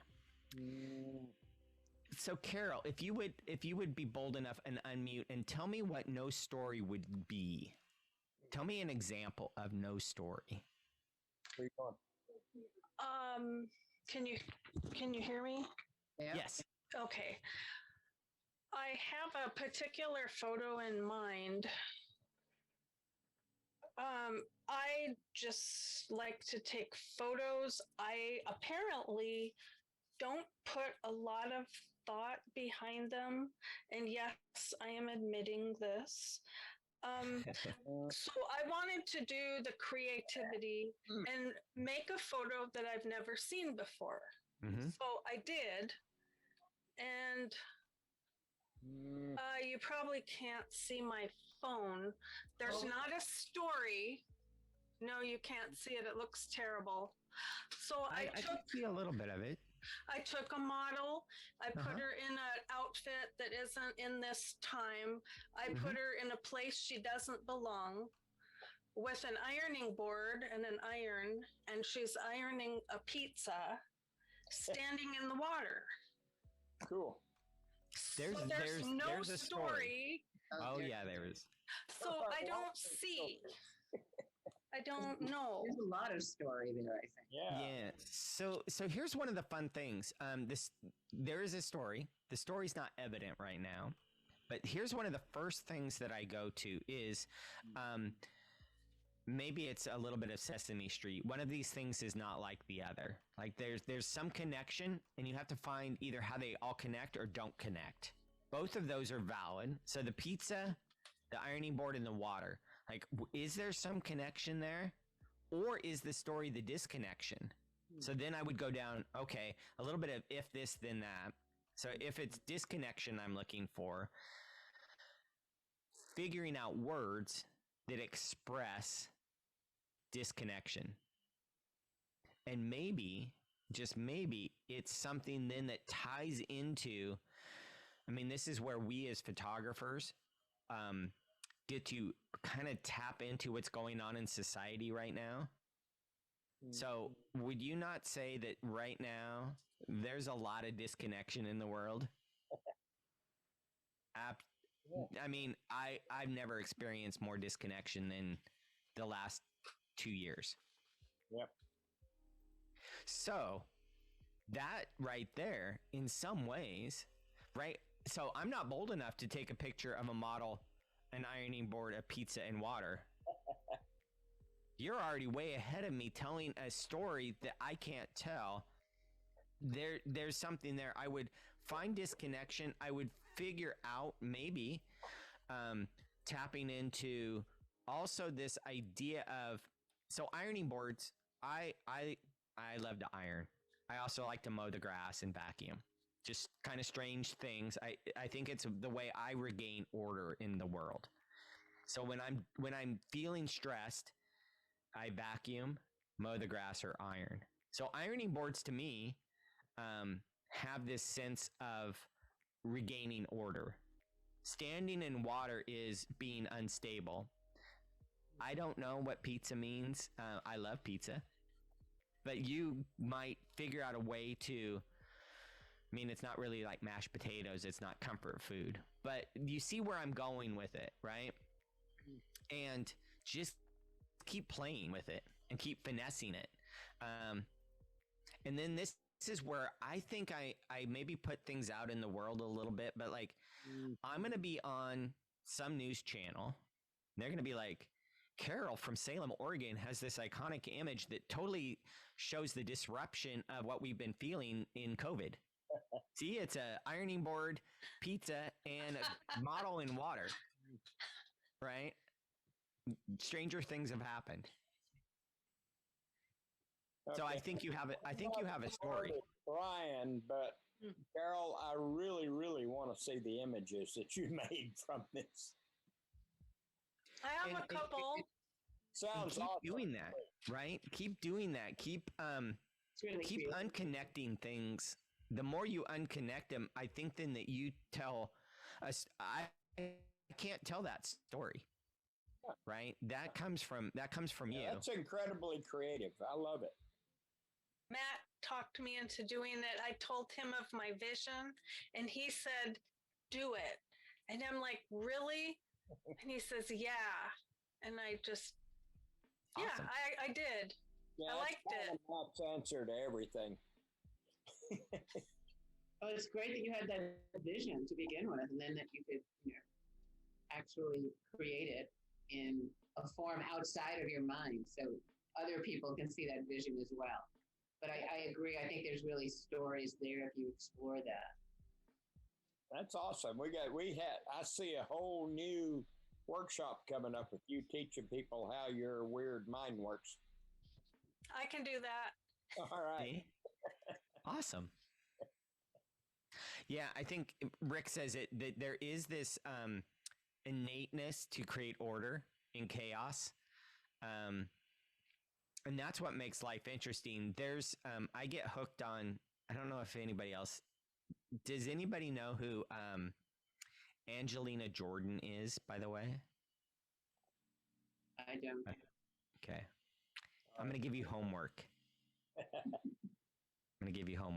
So I get hooked on America's Got Talent. I love seeing people like perform and put themselves in a really difficult position. So if you type Angelina Jordan, America's Got Talent, Bohemian Rhapsody, I want you to watch that video. It's one of the most iconic songs ever. This is her version of it. Okay. You don't have to do it right now. Be aware though, this is the warning. You'll get hooked on her and it'll be 4:00 in the morning and you'll be laying on the couch crying. I'm just telling you. At least maybe I'm just speaking from experience here. And what I love about it is it doesn't make sense. It's not really chaos, but she's so amazing.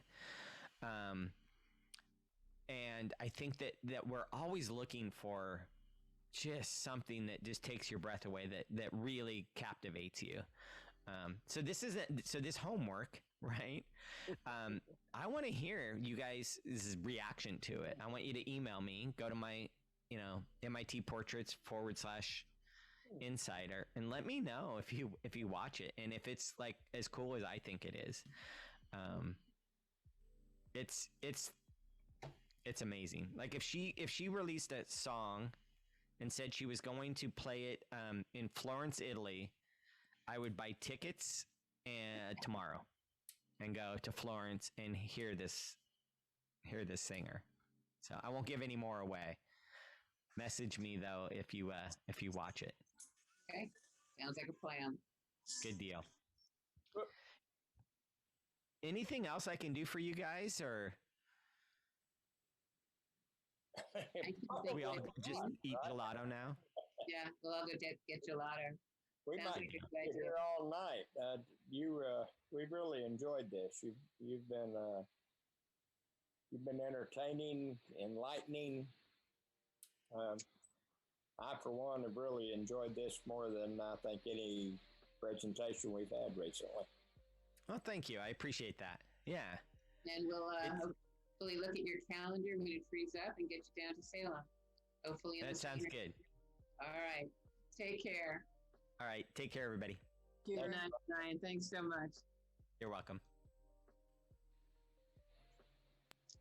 Okay. Great. Good Well, job. I'm glad you enjoyed that one. And that's nice that he is local enough and will come down.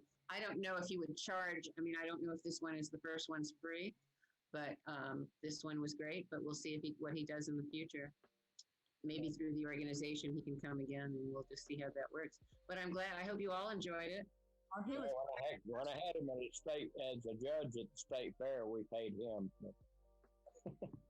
I knew he looked familiar. I just could not remember where I saw him. He was a judge in 2019. I went back and checked. All right. Well, he's certainly a nice guy. It's been, as he said, it's a nice way to start networking with local people as well. So that was great. And we'll see what happens. I'll be in touch with him again, as we plan things out and see if there's, an honorarium for the next one and see if we have a budget for it. But we can talk about that as the time comes. Yeah. Oh, and in the meantime, you can be talking with Carol about putting some of her stuff together.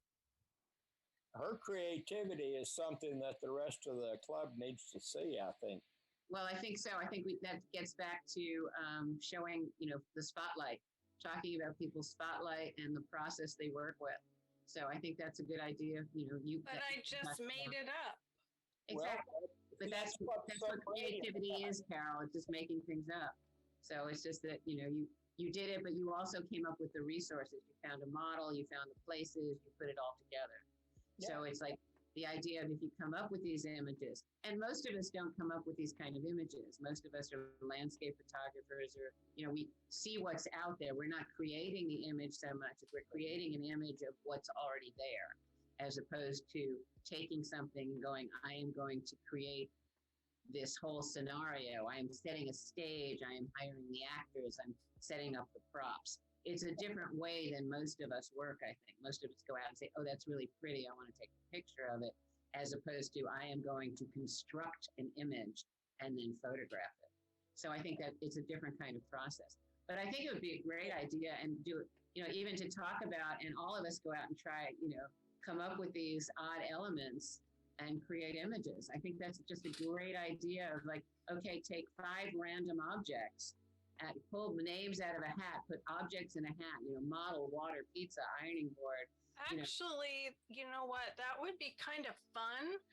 Mm-hmm. If, I don't know, I'm just kind of brainstorming, and I just thought of this because you're talking about it, but you could write, each person could write maybe, I don't know, 3 or 5 places or environments on a strip of paper and put it in a group, and then you pull like something out of like a bowl, and then another one could be like the props, like ironing board, or somebody could say a cello or a violin, somebody could say a watering can, somebody else could say an artist's palette, and that would be that category. And then you could have different categories, and then you pick one out of each one, and you have to create that. Yeah. Like the artist palette, and it's maybe an old man, or could be a young lady. You have to pick that too. And then you're picking the environment that they're in. Well, they're on the I-5 freeway. Yeah, or a freeway, or something that's a kitchen. It could be a kitchen, a bedroom. It could be anywhere. Or standing in a creek or something like that. And that actually, I don't know, might be kind of fun. Okay, this is kind of a photographic interpretation of improvisation. Yes. You have to make it sure that people can get there. I mean, I don't have access to a cello or a violin. So it would have to be a kind of thing, or even to models, but it would have to be the kinds of things that people can have access to. Well, but I think it's a great idea. It would be a really fun thing to do. An occupation, give me a person. Yeah. And then you put it together, and improvisation with photography. I like it. You can do it with color. You could add color in there. You could say, I need some, it has to be green, or, you have to have green or whatever color, and all sorts of things. It's a tab challenge. You have a bunch of tabs, and it's a tab challenge. So let's talk about doing something like that. That sounds like. Anyway, I'm glad there's inspiration from Carol as well as from Bryan tonight. I thought the whole idea of impact was interesting, and I thought the whole idea of the naming of these photos, because the names of his photos added so much impact to the photo itself, I thought. That's an area where most of us fall short. Most people, if they take a picture of a yellow flower, their name will be yellow flower. I don't tend to name anything. And as I said, I know photographers, when they're looking at photos and they're critiquing, professional photographers will often say, I don't want a name because I want to just look at the image. I don't want to have your thoughts about the image. And as he said, there's 2 schools of thought about that too. All right, gang, I'm going to get going. It's 9:00, unless there's anything really important we have to say. to each other. It's nice to see you all. I'm glad you enjoyed it. All right. It was fun. It's one of our best meetings in a long time, I think. Yes, it was really great. Yeah, That was fun. I think we've had some good ones. I'm going to take some more credit than that, though. We have had some good ones. I just said this is one of the best ones. All right. Glad you stayed awake for it, Rick. All Okay. right. Bye. Meeting, unless anyone else tonight. Kathy, we still need to get together, and Carol, if you want to, and just do a little Photoshop hacking stuff.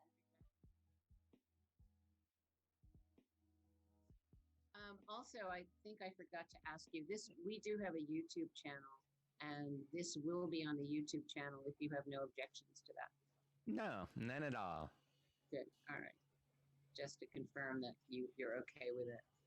Yeah, Good. thank you for asking. Yes. Absolutely. Absolutely. And you also said that post-COVID, you might even come down and visit us. Yeah. In fact, just this last week, I booked in November. I'm going to go to Colorado. Let's see. October, I'm going to West Virginia. November, I'm going to Colorado. January, I'm going to Washington, D.C. February, I'm going to Wyoming. And March, I'm speaking in Kansas. So I booked up a bunch now in person and booked my airlines and everything. So yes, it's time to get back on the road. Well, we're not as far as any of those. So yeah, see, exactly. If you have something else you want to talk to us about. Oh, I've got plenty. Good. April's sounding good. You didn't mention April, so. Yeah, see? Yeah, Right. even though the traffic around Wilsonville could take me just as long as going to Kansas, probably. Yeah, probably. Do you know the restaurant in Wilson View? What is it? The Oswego Grill? Uh-huh, yeah. Is it good? I just made reservations. Yeah. Okay. Yep. All right. Yeah, all the Oswego grills are good. Thank you.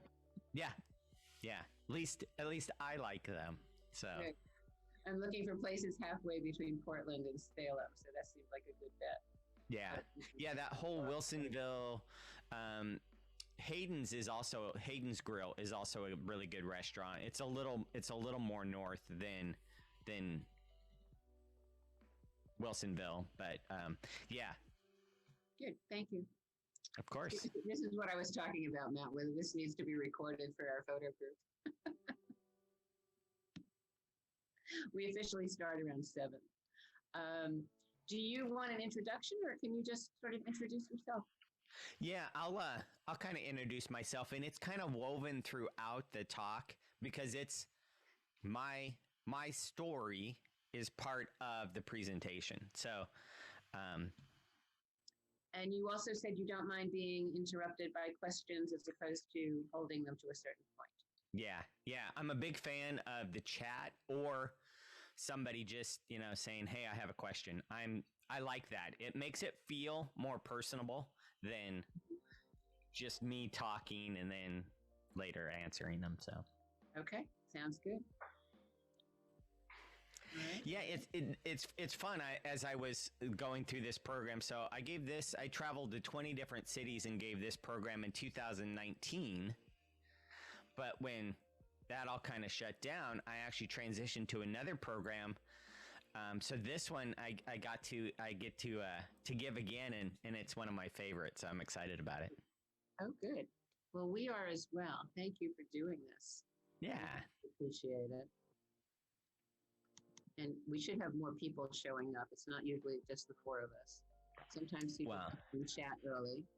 It is a nice evening. It is. Well, actually, I just turned on the AC. It always amazes me that it gets warmer at this time of day in Oregon. I'm not an Oregonian or however it's pronounced. Lately, I've been saying I live in Tennessee, though. So. And do you? Or you just no, I fell in love. I gave a program in Knoxville, Tennessee. And I don't know if you've been to Knoxville, but it's a cool town. It's a college town. So it's got a great art district. It has really good restaurants. There's a really walkable, livable component to it. It felt more quaint than Portland does now. So Salem, you guys are more quaint than Portland is, I think, right? So your art district and everything. Hillsboro is kind of my business city, but Portland is where I do a lot of stuff too. So I'm kind of missing small town. So Knoxville, even though it's not totally small, it's still small town. And it's closer to the East Coast. I was born and raised in Maryville, Tennessee, about 15 miles from Knoxville. Okay. Do you miss it? I miss the country. It's beautiful back there. I love the Smoky Mountains. Right. Unfortunately, they have a governor who's an absolute idiot. Yeah. So I'm not crazy about the politics in the state right now. Right. But I do have a lot of friends back there that I talk with frequently, and we try to get back there, see a couple of ball games at the University of Tennessee. Gotcha. Yeah. It seems like no matter where I travel, somebody doesn't like the governor. That's got to be the hardest job in the world right now, being a governor of a state. No matter what, somebody doesn't like you. Well, in Tennessee, they're demonizing the vaccine. So, and the governor just signed a law that you can open carry without a permit. Right. The governor is bad. There's one state I know that, I'm not sure if it was Tennessee or one of the other southern states, where they're forbidding places to mandate masks. You know, places of business and public buildings and schools cannot mandate mask wearing. I think that might be Texas. That might be, or sounds like Texas. Yeah. Sounds like a lot of places these days. Right. So you know how sometimes we'll use the phrase, this is 2021, right? Like we're not still having this conversation. But the world that's the irony of it. Right, the world is flat, isn't it? I mean, this is right, exactly. Same kind of thing, and then you do get some people that say, "Well, yes, it is," and then you're like, "Okay, we're gonna talk about something. How's the weather?" Kind of thing, because right. You don't even want to talk. You can't even talk about weather anymore, because then you get into climate change. So that doesn't. True. You can't really talk about that. It's like, how's your pet goldfish? Might be as far as we get.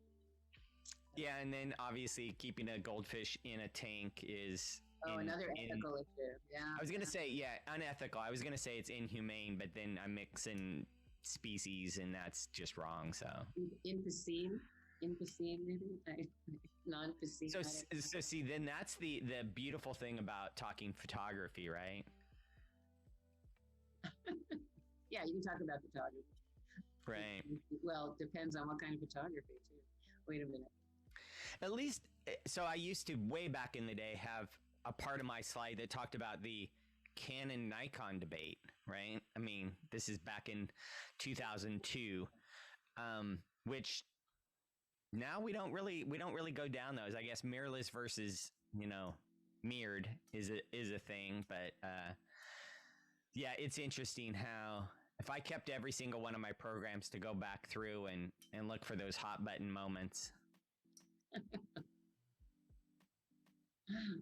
Yeah. It's a composite. No. That's right. Exactly right.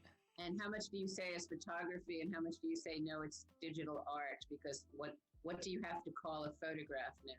If I put together 27 different images, is that a photograph or is that digital art? So yes, that one is raging right now in some of the competition forums. And so there's the straight out of camera competitions where you have to submit a raw file, and then so yeah, the water is getting super muddy now. Raw files are awful. They're flat. They haven't been sharpened. They have no contrast. Well, right, and that's the beauty of it. So people are. So they're judging composition, basically. Well, exposure. Yeah, I mean, it's Ansel one of Adams those. Wasn't a great photographer because of the photos that he took. It was because of what he did in the darkroom. I agree, and the interesting thing with that, what we need to do is also find somebody that we can pin besides Ansel, because he gets pinned on that. I mean, he's the de facto on it, right? So people aren't the gold listening. standard, though. I know. Yeah. And if it's Absolutely. good enough for him, I read an interview with his son, and he said if my dad was alive today, he'd be the #1 user of Photoshop. Yeah. I think he was. There's maybe even an article where he talked about using the latest technologies available to him, and so the translation of that is whatever, and Photoshop may not be in 10 years or 15 years that thing. He would have been on the cutting edge of whatever it is. Sure. So that makes me happy because I think I try and be open to new things as well, even though some of my editing techniques are the same that Julianne Cost from Adobe taught me in 2004. Yeah, I love her. Right? If she says it's good and it works, I go, who am I? Who am I to go against her? One of the funniest things she ever said was, she says, sometimes when I'm driving up to Adobe, I go, we are so smart. We are just really on top of things. But there's other days, if I disagree with it, I'm like, who do they think they are? Who is this person you're speaking of? Julianne Cost. So if the credits roll on Photoshop, her name is one of those credits. Okay. And she has a lot of free stuff available on YouTube and on her website. Yeah, she's very personable. She has a wonderful personality. Absolutely. Yeah, I think she's equal part technician, equal part creative, equal part thought-provoking. I mean, she just does a super job making it interesting. So she's one of my favorites. I will check her out. I haven't heard of her before. And I do very little editing in Photoshop. It's sort of just these quickie hacks to, enhance color and contrast. And, I've done the odd composite, but they're really odd. So it's like, not my thing. Also, I don't want to be on the computer that much. So it's a whole different aspect. Right. Someone was talking to me about, people spent time in the darkroom. And I said, yeah, but they weren't paying their bills in the darkroom. They weren't ordering their groceries in the darkroom. They weren't writing letters to friends in the darkroom. All that other stuff that we do on the computer now. It's like, just get this thing out of my face. So some of my editing, I learned from a gal. Her name is Suzette Allen, and she's from California.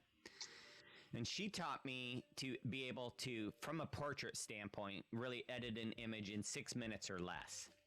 And the reason she came up with 6 minutes was that's how long the film took to scan before it went advanced to the next image. So this is, going way back. So I start with a piece of paper. If I have 10 images, just using simple math, 10 images, I know that's going to take me an hour. 6 minutes or less. Some take me 8, some might take me 4. But if I can average 6 minutes, that way I can go, okay, I just did 20 headshots. That edit should take me 2 hours. I time block it, and I usually am pretty much right on the money. So. And I'm thinking of some of our members and presenters who do landscapes, and they'll talk about, I spent 23 hours editing this image. Right. It's all different art. Yeah. Yep. That's when it's digital art. Yeah, there's so in our competitions, I'm going to talk later, about the 12 elements, but degree of difficulty isn't one of the things that we're scored on. So you'll hear somebody say, "Oh, my image should have scored better." Do you know how long I worked on that? Doesn't matter. Good is good. If it takes you 6 minutes or 20 hours, the goal is the same, not the amount of time. Right. So people, it's like a Letterman's jacket where they have all those things that all their awards, like, first districts or whatever. They like to put the badge on their sleeve, like how many hours they work on an image. So that's me jumping on a soapbox, by the way. How difficult it was I climbed Mount Hood and took that crappy photo of that rock. Right. And score high. I'm the chair of the photo competition in the state. Okay. I've heard a lot of these things. Absolutely. So then we would have met before, because I judged the state fair a couple years ago. Oh, I kept trying to figure out where do I know this guy from. I'm sorry. Yeah, that was a lot of fun. Yeah. And that's going to be again I'll this. probably be calling on you again. Perfect. There you go. Good. All right. Glad we could get you guys back together for reunion here. Yeah, small world. Well, everybody that's ever judged is on my list. Right. It's good to be on your list, so I appreciate it. More. I get a lot of names from Gordon Battle, who he wrote the book for photo judging for the 4 Cs. So right. And actually, finally got to meet Gordon. I had been in touch with him for years, and then like 2 years ago, I think I finally got him as a judge. He got a little bit of free time, and I got to meet him. So that was nice. Excuse me a minute, folks. That was a personal thrill for me.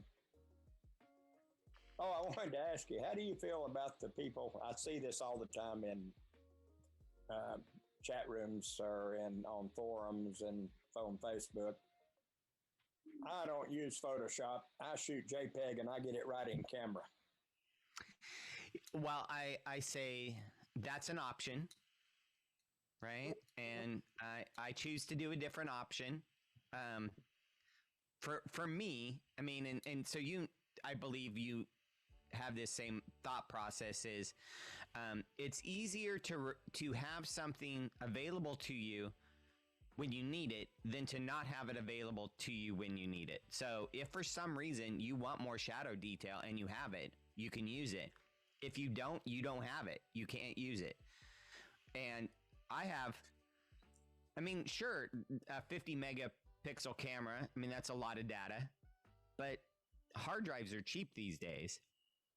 So it's not a space thing. My computer's strong enough. I see no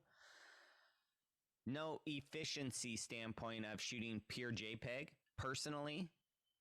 Even though sometimes on my sliders, I use Lightroom, I move them and then I put them back to where they were. I mean, it might be +2, but so I don't use it, but I like knowing I have it. Exactly.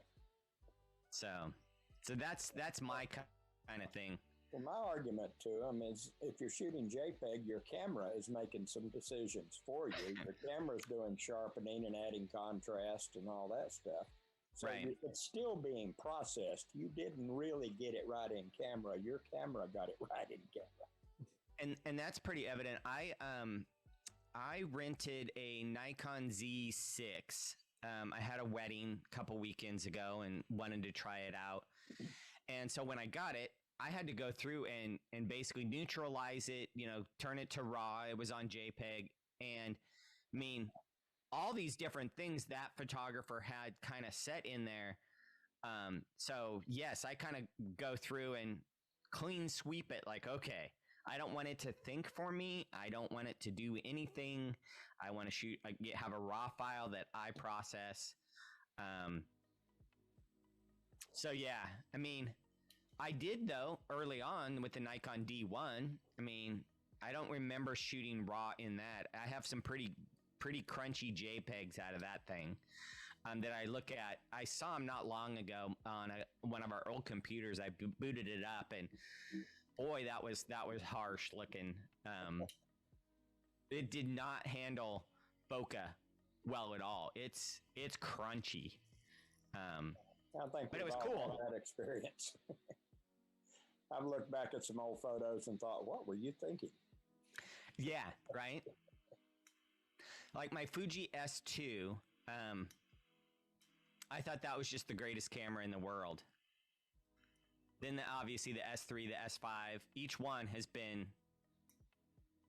been better, but that S2, what I thought was good wasn't good. So, what do you shoot with now? I have a Nikon D810. Okay, I'm not familiar with the 810. I'm not familiar with Nikons that much, except to know of them. Right. I had a D750 when I made the switch to Sony.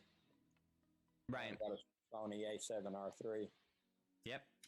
But we do have another Fuji shooter that showed up. Hey, Rick. Hi. Sharon somewhere. I see Sharon's on here. Hi, Sharon. Yeah, he can talk Fuji with you. Hi. I like the Fujis from the ergonomics. Yeah, I do too. I mean, it's, I used to be, and still am, a rangefinder camera shooter, you know, and even though my X Pro isn't really a true rangefinder, I do like the fact that my nose isn't planted right in the middle of that LCD screen. You know, it that just bugged the heck out of me. So that was actually that was almost the deciding factor for me to move to Fuji from Leica, because the Leica I had was SLR style, and I haven't regretted it. Of course, I still have a couple of Leicas, but you know, I love my Fuji. I love my Fuji. So, well, Rick, I hope you can show other people how to use it, because like I have one and don't know how to use it. Of course, it could be that I haven't read about it. So, well, you know, I've got the really I was going to say lens, all that stuff. Yeah, my big thing is get out there and make mistakes, and then you try to figure out what you did wrong. And I've made lots of mistakes, so I've learned lots of things over the years. This is where our conversation started a half hour ago. Making mistakes, learning from them. Hi, Kathy. Welcome. Hi. Hi, everybody. Rick, what does it feel like when you actually make a mistake? What's that? I said, what's that feel like to make a mistake? Oh, yeah. Yeah, my husband keeps asking. One of these days. One of these days. One of the fun stories, I was down in Sedona, and like everybody else was photographing, you know, kind of the iconic red rocks, and this tour bus pulled up. And so all these people get out, and I just hear grumbling. And they're like, oh, this is terrible, and all these different things. So I started just going up and saying, you know, can I help you? And I found out they were from New York and from Florida, and they had just bought their cameras. They hadn't changed any of the settings, so they were all just out of the box. They were set on like vivid color. They were set on just cloudy white balance, vivid color, and something else was, you know, +3 something else, right? It was just awful. And I thought, you know, there's a business model here. I'm going to get a little stand like Lucy with her, you know, lemonade stand, and be like, I'll set your camera for Sedona, and then you'll go take beautiful pictures, right? And then just wait for the tour buses. That would be perfect. Great idea. Yeah, it was, because TVs are the same way. Like what you see in the store, they make the one they want you to buy look perfect. They make all the others a little bit off.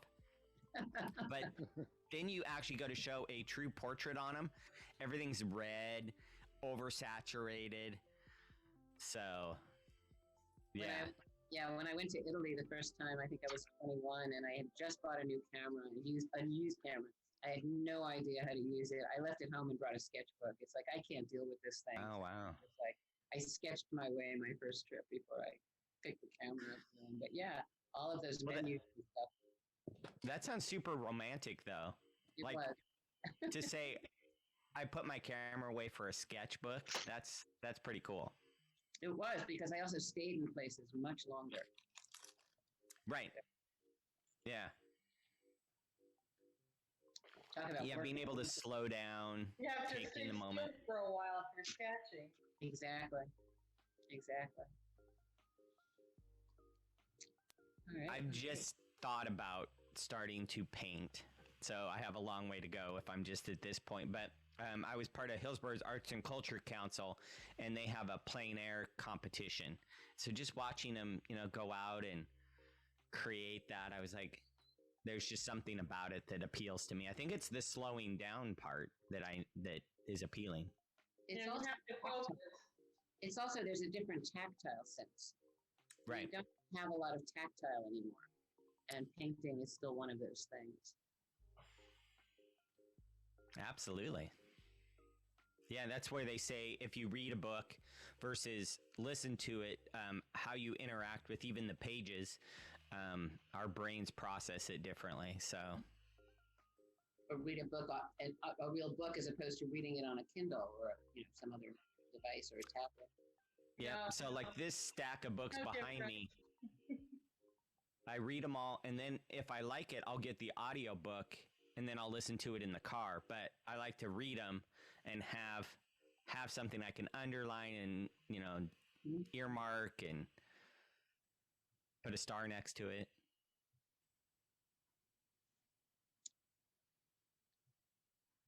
The old-fashioned way. Someone else has joined us here. Hi. I think you're on mute, David. I'm not sure. Oh, there you go. Is that better? Yeah. Okay. Welcome. Thank you. Hi, Matt. Hey, Sharon. How you doing?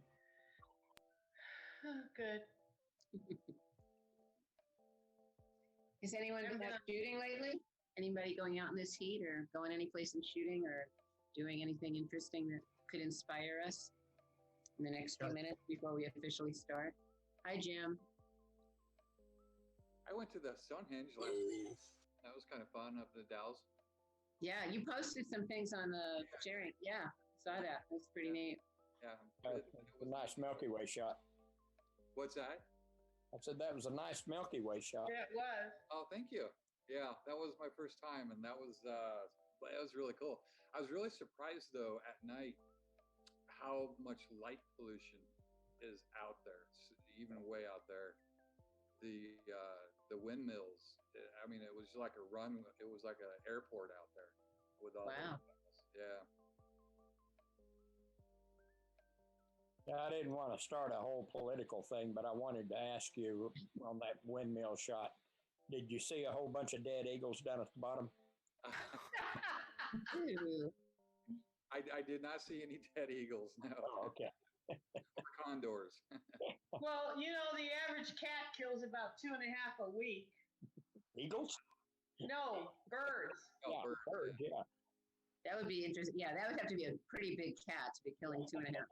I think it's the other way around with eagles. Yeah, I don't think the cats go after eagles unless they're cheetahs or something. I think it's more likely that eagles kill 2.5 cats a week. Right. Hi, Candace. Welcome, Candace. Oh, thanks, Madeline. Hi. Hi. Speaking of cats, hi, Candace. Yeah. All right, we've got about 2 more minutes till we officially start, so we'll hang out a little bit more. Is Sean going to be joining us tonight, Rick? John, Yeah, I'm here. Oh, you are. He's here. There you are. Hi. Yep. I guess my line is longer here. There we go. Oh, Carol's here also. Hi, Carol. Or at least Carol's name is here. I'm eating ice cream. Oh, look, that's a good idea. He doesn't want to share. So I'm hiding. Yeah. Someone brought me a piece of homemade blueberry pie today. It's like, Oh, yeah. yum is right. So of course I put ice cream on it. How can you not? I had my ice cream already today, so. There you go. Yep. I'm always in search of good ice cream. So that makes me want to tell this story before we get started. So I was up in Victoria, BC, and we came upon this stand that said it had the world's best soft serve ice cream. So I've taken that as a personal challenge to see if that's true or not. So everywhere we go, if it says they have soft serve ice cream, I have to have it because I'm trying to prove whether that was true or not. Now, ironically, all you have to do is find one that's better, and then you know it's not true. You don't have to go to every single one. right, but then I might have to start over and compare it to that one. That's right. I do the same thing with Reuben sandwiches. If it's on the menu and I haven't been there before, I have to try it to compare it. That way it's easy to pick something out. But on the way from this soft serve ice cream, believe it or not, there was a nest of birds up in these trees. And the eagles, we were just talking about eagles, were coming in and raiding the nests. And these birds were, trying to stop the eagles, and they didn't flinch. An eagle just had to look to the corner at the other birds, and they all flew away. I've never seen something like that, how all those other birds knew the eagle was king, and nothing they could do could stop it. I mean, it was sad, but just the most awesome power display I think I've ever seen in nature. And I've been to Africa and seen lions and all kinds. Those eagles were the most powerful thing I've ever seen. Interesting. So. And what about the ice cream then? Have you decided? I mean, that's the real fun story. Right. So I haven't dethroned that yet. I think it was part of, it was super, super good. Gelato in Italy does win though. Oh yes. There's gelato anywhere wins. There's some really good gelato in Portland. There really is. I forget. Yeah, it's not the same as sitting at Ria Maggiore and having gelato every evening. That's also the ambiance. But yeah, the Pearl District just is not quite the Pearl District. It's not in the Pearl District. It's southeast somewhere. No, southwest. What's the name of it? I think it's Portofino. Hold on, I'll look it up. I think you're right. I think we've been there. Is it pretty good? It was excellent. Okay. Portofino, Portland. Yep. It's on Southeast 13th Ave. And it's really, really good gelato. And the guy who runs it is eye candy, so it's worth it that way too. I mean, so that adds to the ambiance. But other than that, it's really, really good gelato. It's the best gelato I've had out of Italy. And I'm from New York, so that says a lot. Yeah. The best gelato I had so far was in Bend at Bonta. All right. At the what? At Bonta, B-O-N-T-A, Natural Artisan Gelato. Oh, okay. Let's take a road trip. We can bring our cameras. But it was really good. Stopping Sisters. Yeah. We go out of our way to, when I'm out that way shooting, we go out of our way to go to that gelato. It's really good. Well, I'm thinking go to the gelato and then go out of our way to shoot. But the best I ever had was at the Bellagio. Oh, in Las Vegas. Had it down there. Gelato. I hadn't tried that many at that point, and I was really, oh my gosh, what is this? Right.